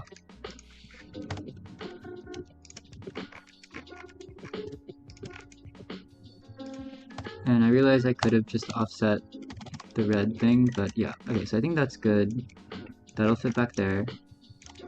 And we need to make a base for this, actually. So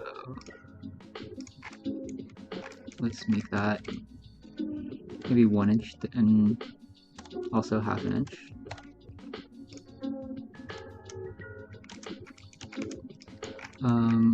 Someone says they still understand what I'm going for. It's basically, hold up.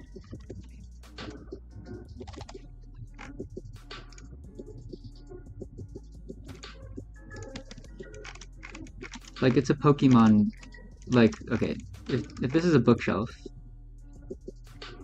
like, there's gonna be books on either side of this thing that look something like this. You know, maybe some of them are like a little tilted.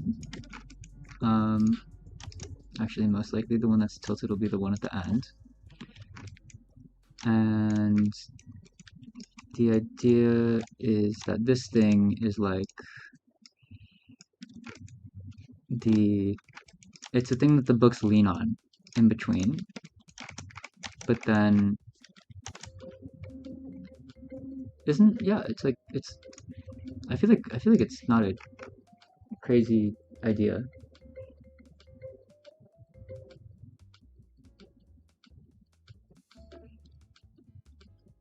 Do I know someone named David Hong? I do. Are you David Hong's friend?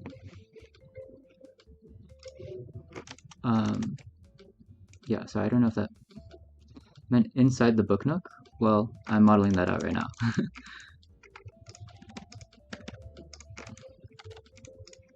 Okay, so maybe we can go 9.5 inches deep. I feel like that's not... I think that's deeper than a lot of...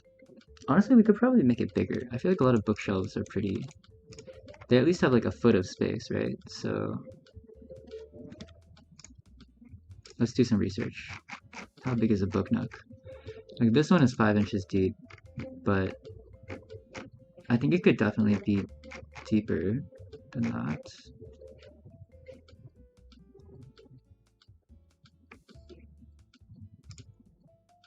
Dang, these things are expensive. Like this one is 8 inches deep. Yeah, so I think 9.5 is nothing too crazy.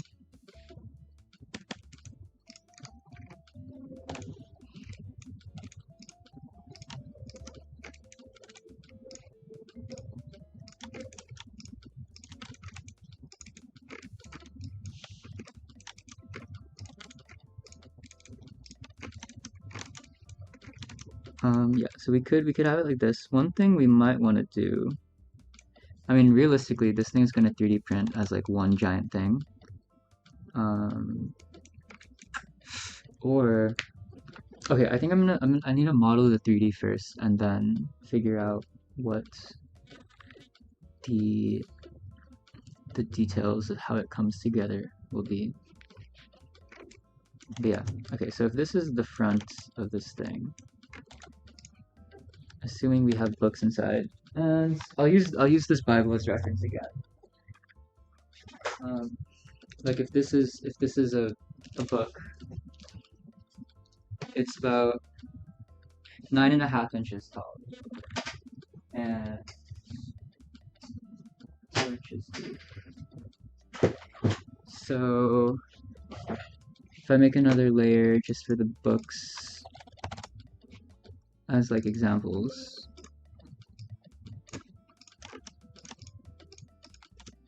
I should make them about 2 inches deep for scale and about 9.5 inches tall if we want to just use the example of maybe honestly 1.5 because that book was pretty hefty. So yeah, 1.5 by 9.5. So yeah, that's how big our Booknook will be compared to like books on a bookshelf. And then so yeah, maybe it is a little tall. Okay, then if we go off of the sketch that we just made, we'd want it to be, we want it to give it a little roof.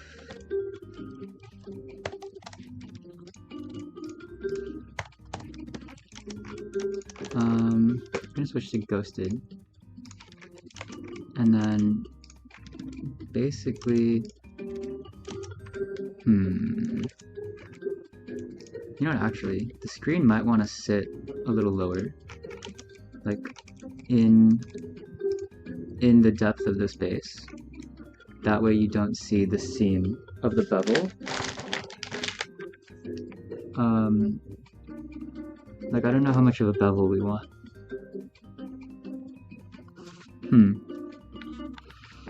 I could try to line up the depth. Actually, we probably don't want any of the bevel showing, right? Like we might want to slightly offset this rectangle so that none of it shows, and actually like, recess it.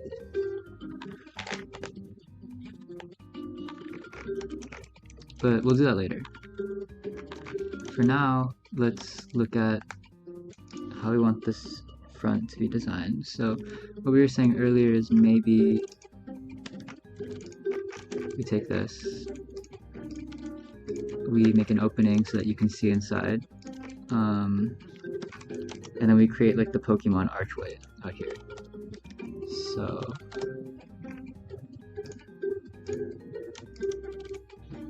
you know, we mirror it, you have your thing, and to the Pokemon references, it looks like it's just a little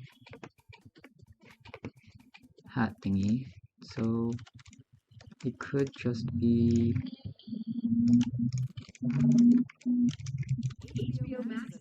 0.5 inches, and then Get more of your favorites on HBO Max, Paramount Plus, AMC Plus, and more. Find what's the command to radially extrude radial? Is that a thing?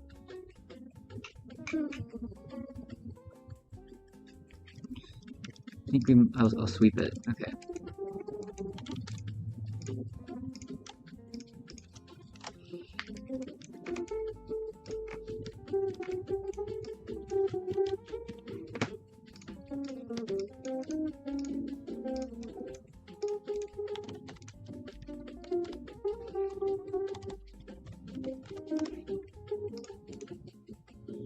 Whoa.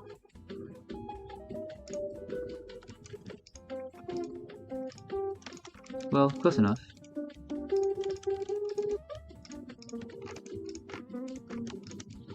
There we go. I don't really know. I don't think that's the cleanest way of modeling it, but it looks clean enough.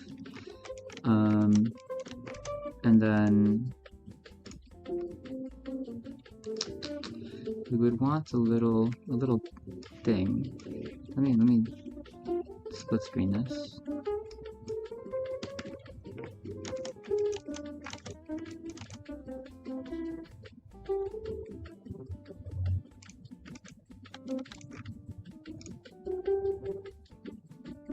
See, I don't know if... Okay, let's just try it first, and then we'll see what we like. And we can decide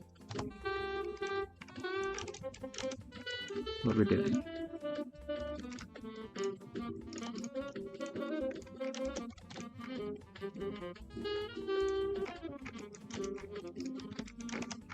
So the idea is like you look inside and you see like the Pokemon thing.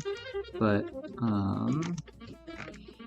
like we can also, I think I'll probably end up like 3D printing some figurines and that kind of stuff to go in here, but okay, let me fix this.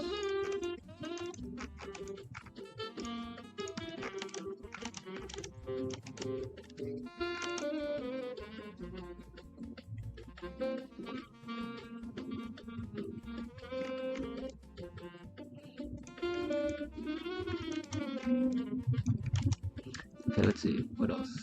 So we were thinking of doing a little element that comes out sideways here. Maybe about 1 inch. And it would come out and kind of wrap around the Pokemon stuff. So maybe it comes out 1.5 inches here and becomes an element around the whole thing.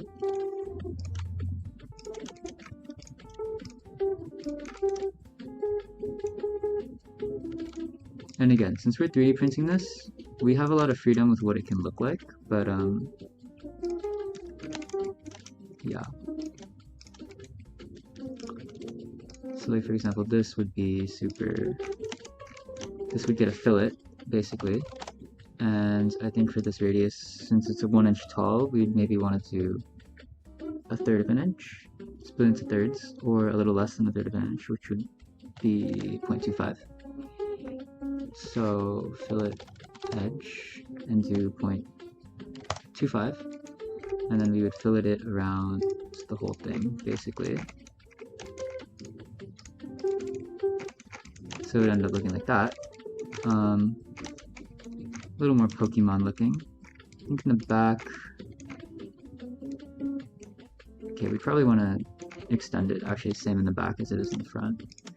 Actually no, we want it to be flat because if someone wants to push it up against the wall of their bookshelf,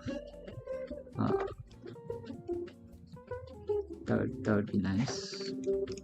So we'll just keep it like that. Maybe actually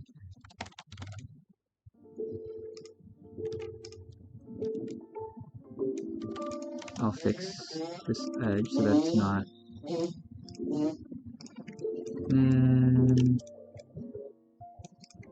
Actually, I think that's okay. We'll keep it like that.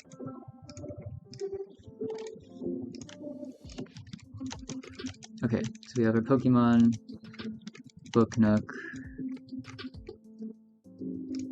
Just for the sake of it, let me make like a whole shelf just to visualize what we're working on right now.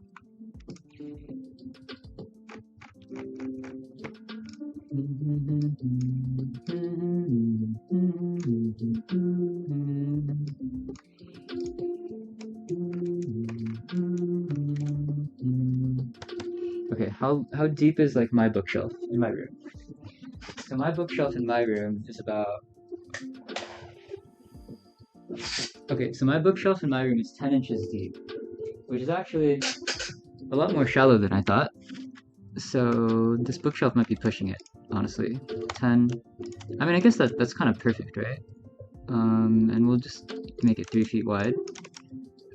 So like if this is our bookshelf, and let's say each piece of wood is like an inch thick, then I mean our book nook's kind of almost fallen off here. I feel like that's a pretty...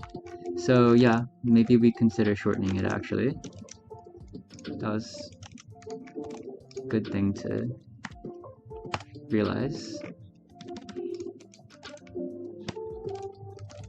And let's see, the distance between the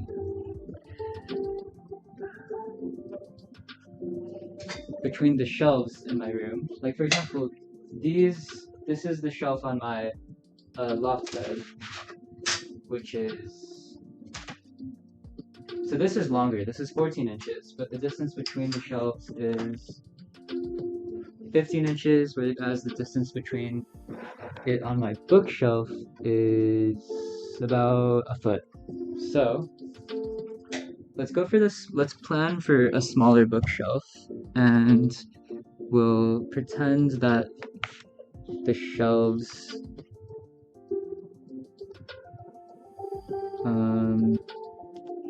would be about 1 foot off of each other. So let's try that. Oh, well, our book nook does not fit on a shelf. So this is why we model this like this, because we do want our book nook to be able to exist on a shelf. I'm just gonna add little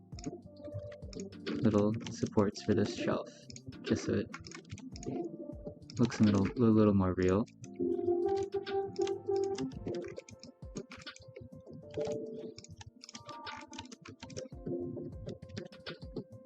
Okay, that's good to know. So we gotta shrink this guy a little bit.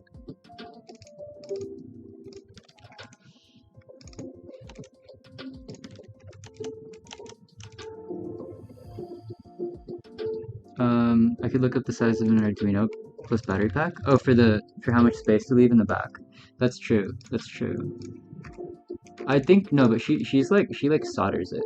Like I think she's like actually gonna make it. But yeah, that might be a good size comparison.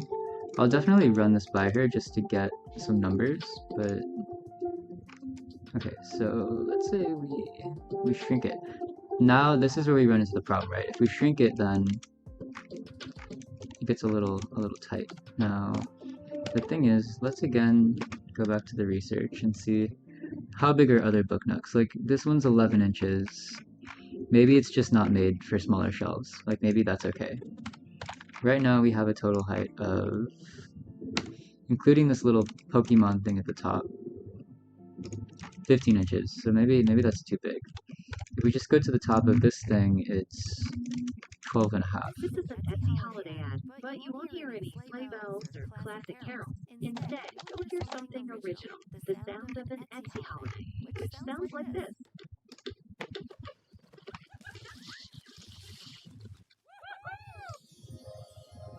Now that's special. Want to hear it again? Get original. Oh my gosh, there's an ad playing, guys. Small shops on Etsy. For gifts that say, I get you. Shop Etsy.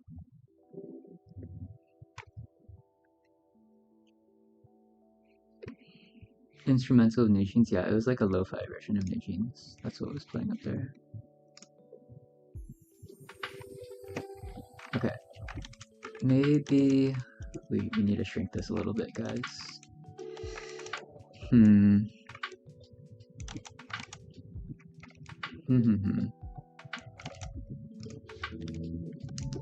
But it's gonna look so ugly.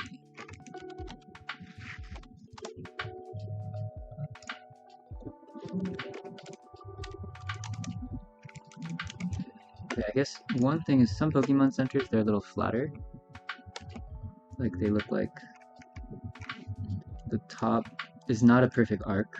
Actually, none of them is at a perfect dark, so that actually helps. This can be much more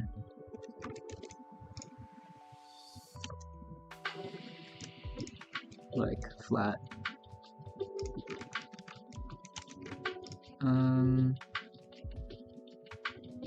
Actually, some of them have perfect darks, but maybe it can also just get smaller. And then this whole thing can come down.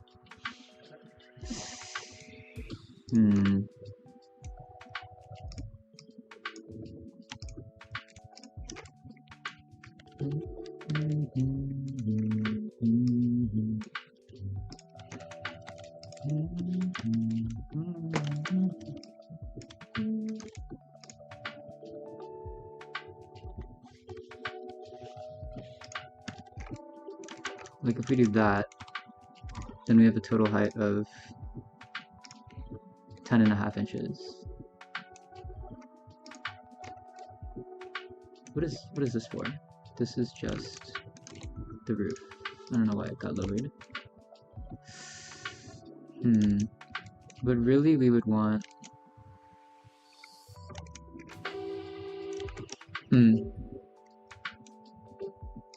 Maybe we can scale this down also.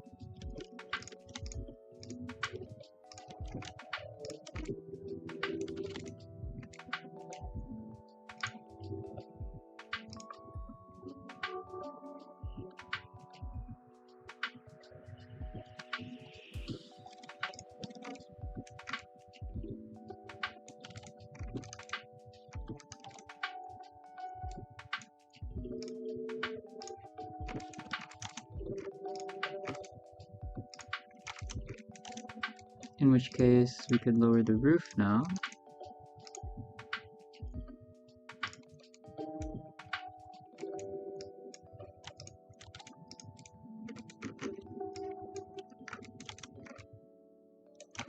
We could have it like that.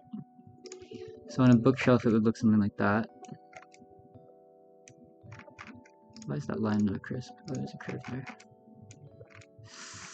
I don't like that. It feels really close to... I mean, maybe that's fine. Maybe I shrink this even more.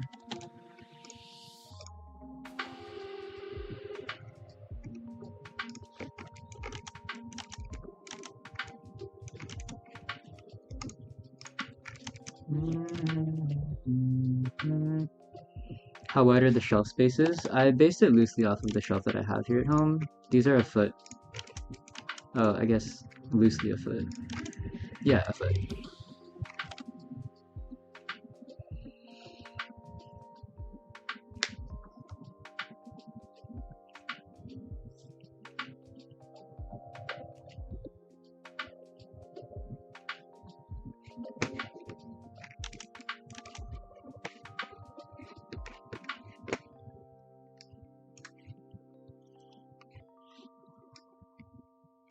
Actually, let me move this to the left side of the screen, or the right side, because I think the live makes it a little hard to see. AI site builder you need to meet.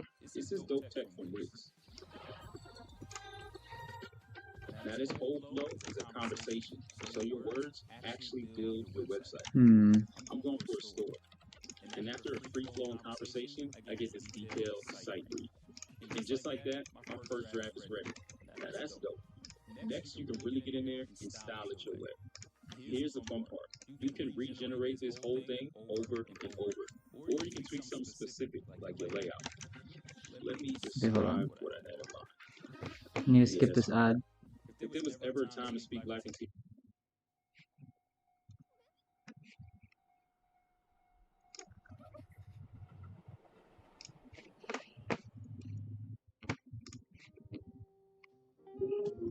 Okay, I'm gonna go to the bathroom real quick, but I'll be right back.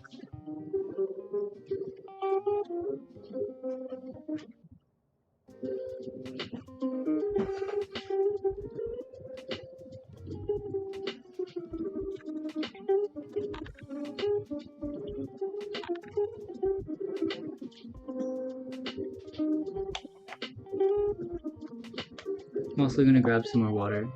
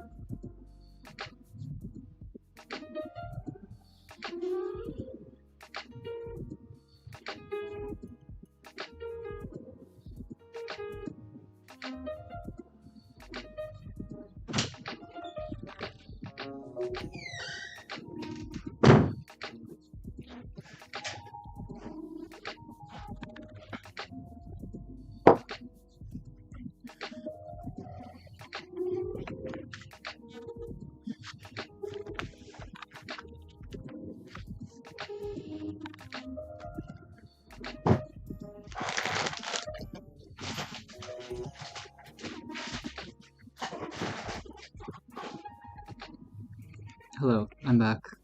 Angel Stars said they like how it's looking. Thank you, thank you.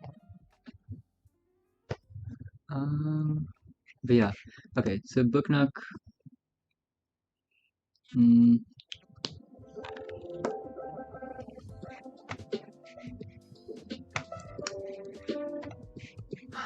Yeah, I don't know, guys. I guess the proportions on this are fine. Maybe it's just about adding details to make it look more Pokemon-y. Like, we want windows, right? So maybe all the Pokemon stores, they have like a Claire story, or some of them do, above here. So if we, for example, take this, offset it by, so that's a total of 0.6 in each direction. If we can make it like 0.5, or less, 0.35.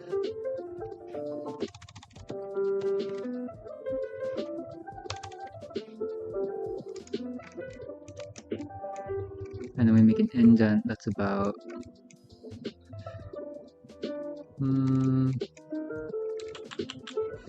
this is a 1/4 inch deep.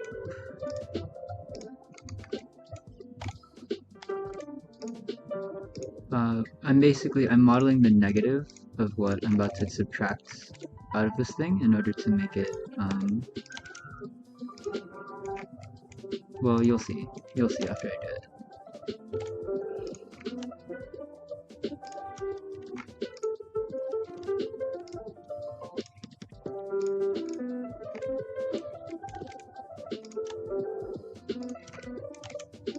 So we're going to take these walls, and then we'll subtract those windows. So now it looks like there's a... Okay, so maybe that's too deep. I think we want it to be more subtle than that. So maybe instead of it being 0.8, it could be, or a quarter, it could be an eighth.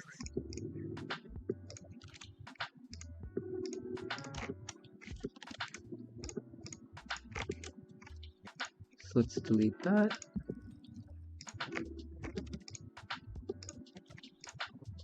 Hello?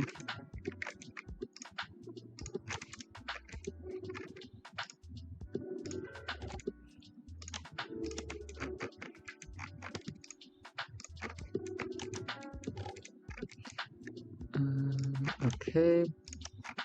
Let's try that again.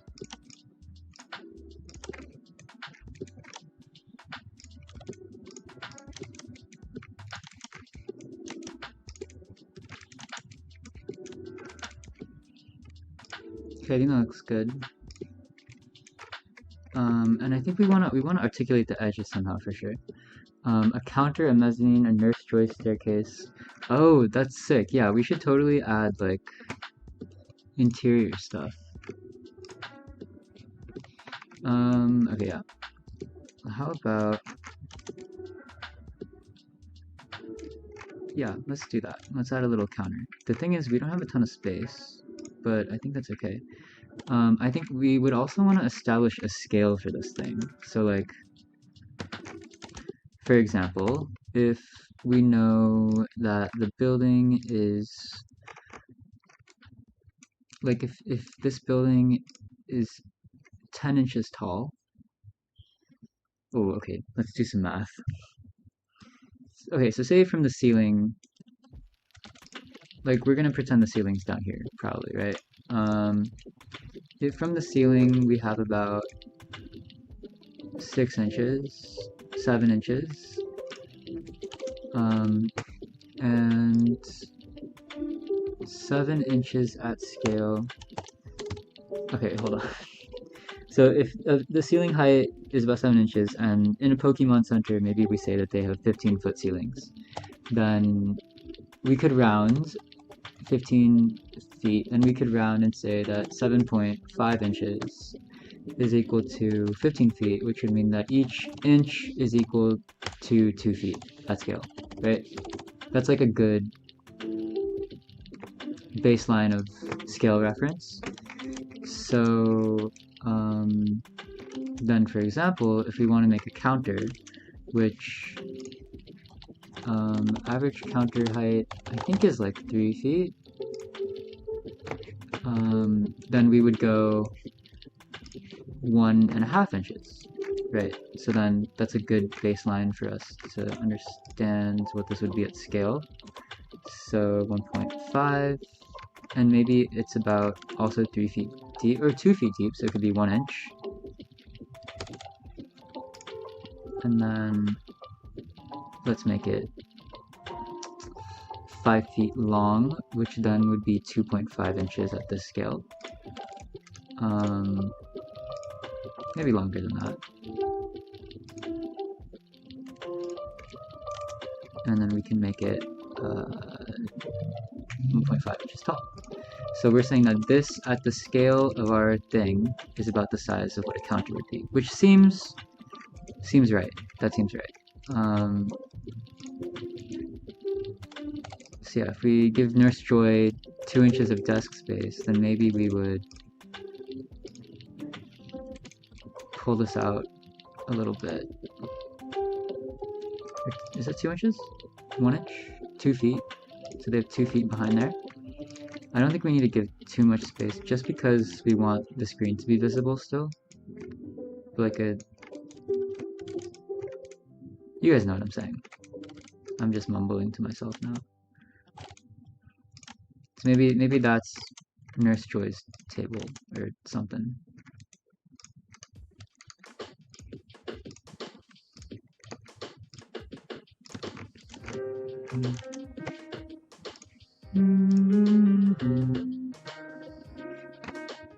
And you see, hold on.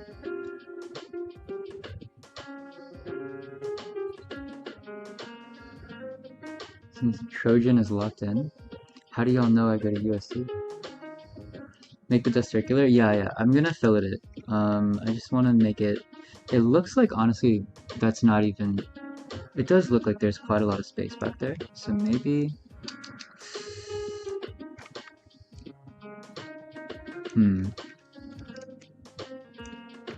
Maybe make it a little closer to this edge. I think that's fine.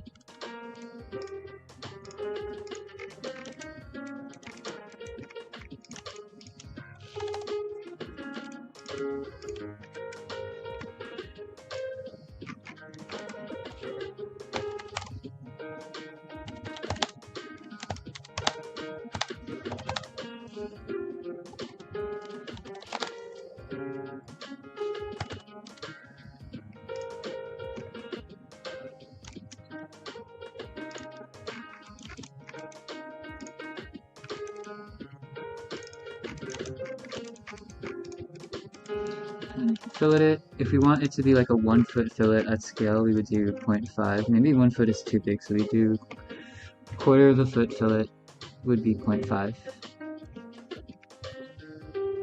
Oh wait, no. Let's do 0.25 as a half foot fillet. Yeah, we'll do whatever looks good. That's probably not enough. Let's do 0.5.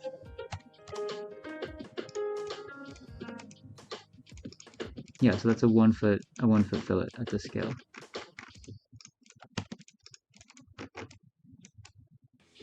Oh, this playlist is killing me. It's the same songs over and over for the last time. Let's try the YouTube music app. And for the top edge, we could do like... Oh, hold up. I'm getting ads again.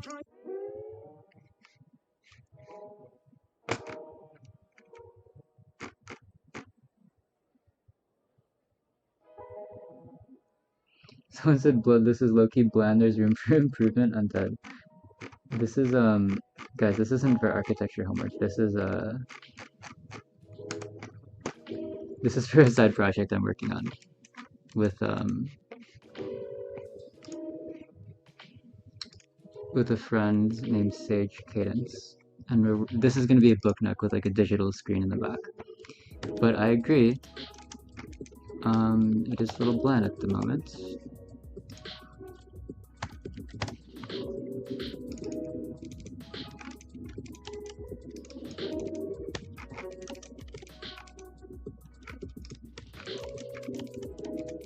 What else can we add to make it more Pokemon Center-like? Some chairs.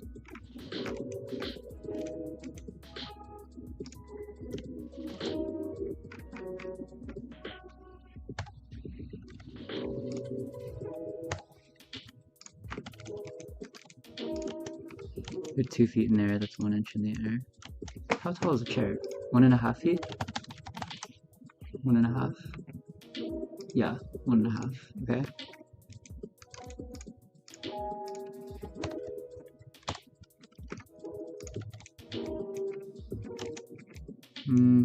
Let's make it.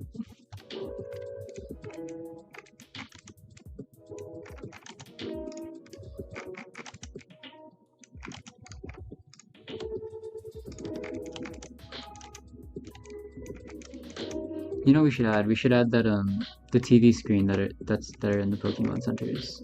Those would be cool. Assuming they're maybe like 5 feet tall. So if we say they're like 3 feet wide by 2 feet wide? 2.5 feet. We'll say 3 feet, so 1.5 by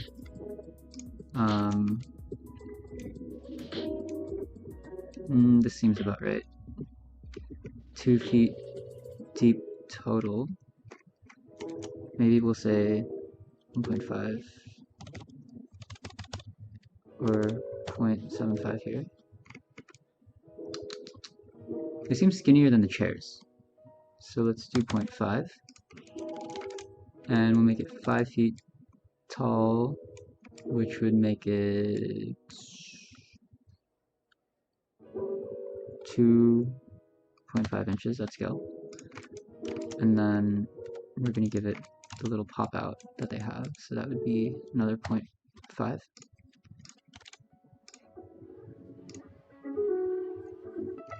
At this height.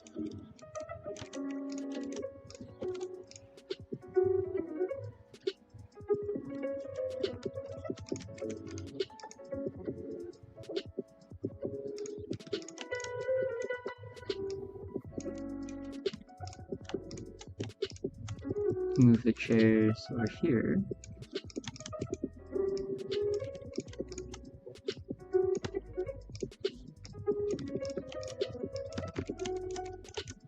Does that look like the thing?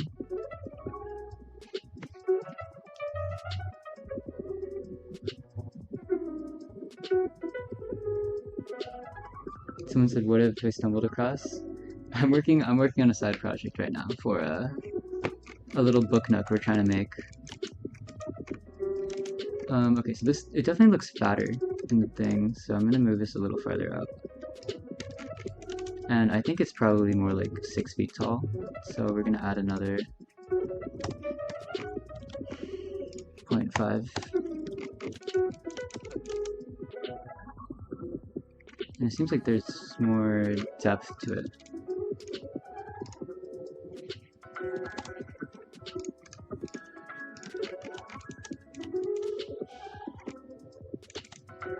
That still doesn't seem big enough. So maybe it's too long, so we can go a little shorter.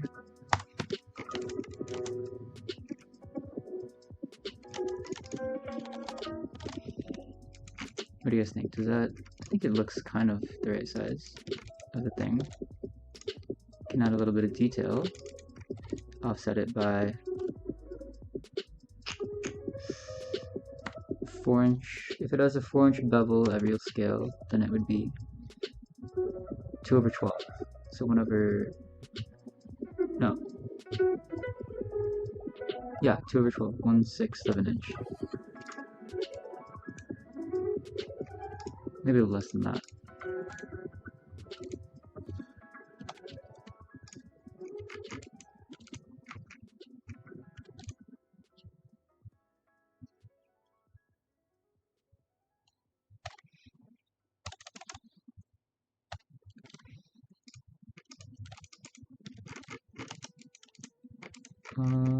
Obviously, we're gonna round things out here, but just to get the general idea of what it could look like.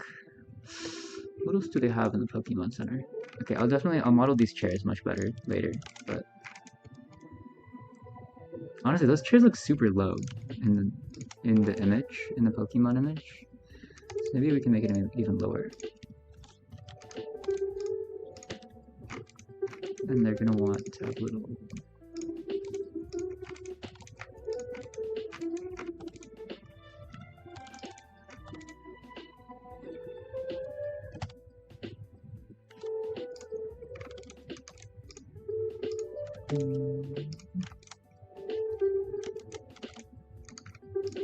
Honestly, that still looks taller than the chairs in the Pokemon game. So maybe it just looks too short though in the model. And let's put it there.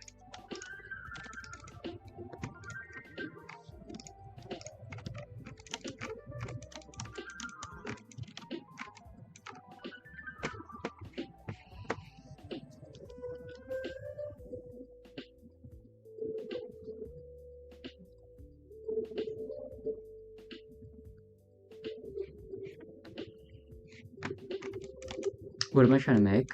So basically this red thing is going to be a screen, and we're making a Booknook with like a digital component to it. This is the person I'm working with on this. I really should have like an explanation thing up, but she makes like digital stuff. So we're working together on this.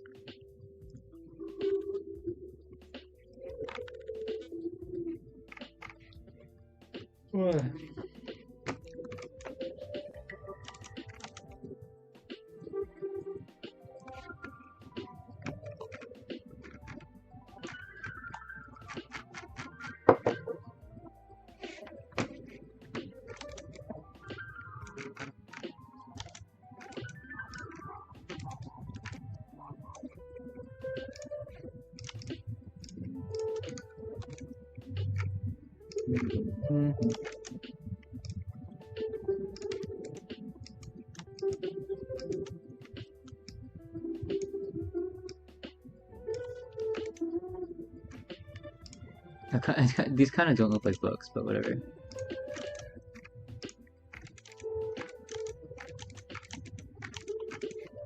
You get the idea. Okay, what else should we add? Oh, we need a mat. Let's add the mat, like the doormat that is at the beginning of this thing.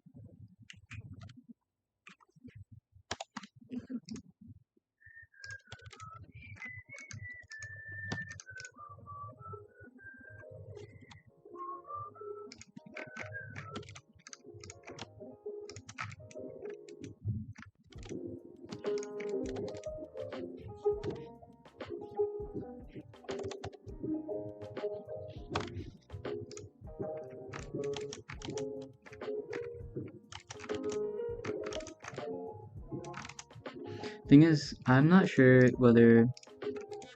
I think material we gotta talk about a little more later, but... Because this whole thing could be just 3D printed, but I don't know if it would look as good if it's just like literally that. I mean, obviously I'll like fillet some of the edges, make it look nicer. Okay. These look a little scary.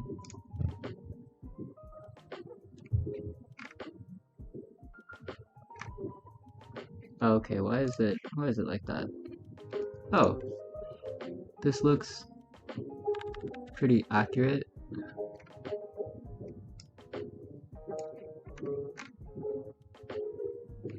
How do I download this? Purchase. Free.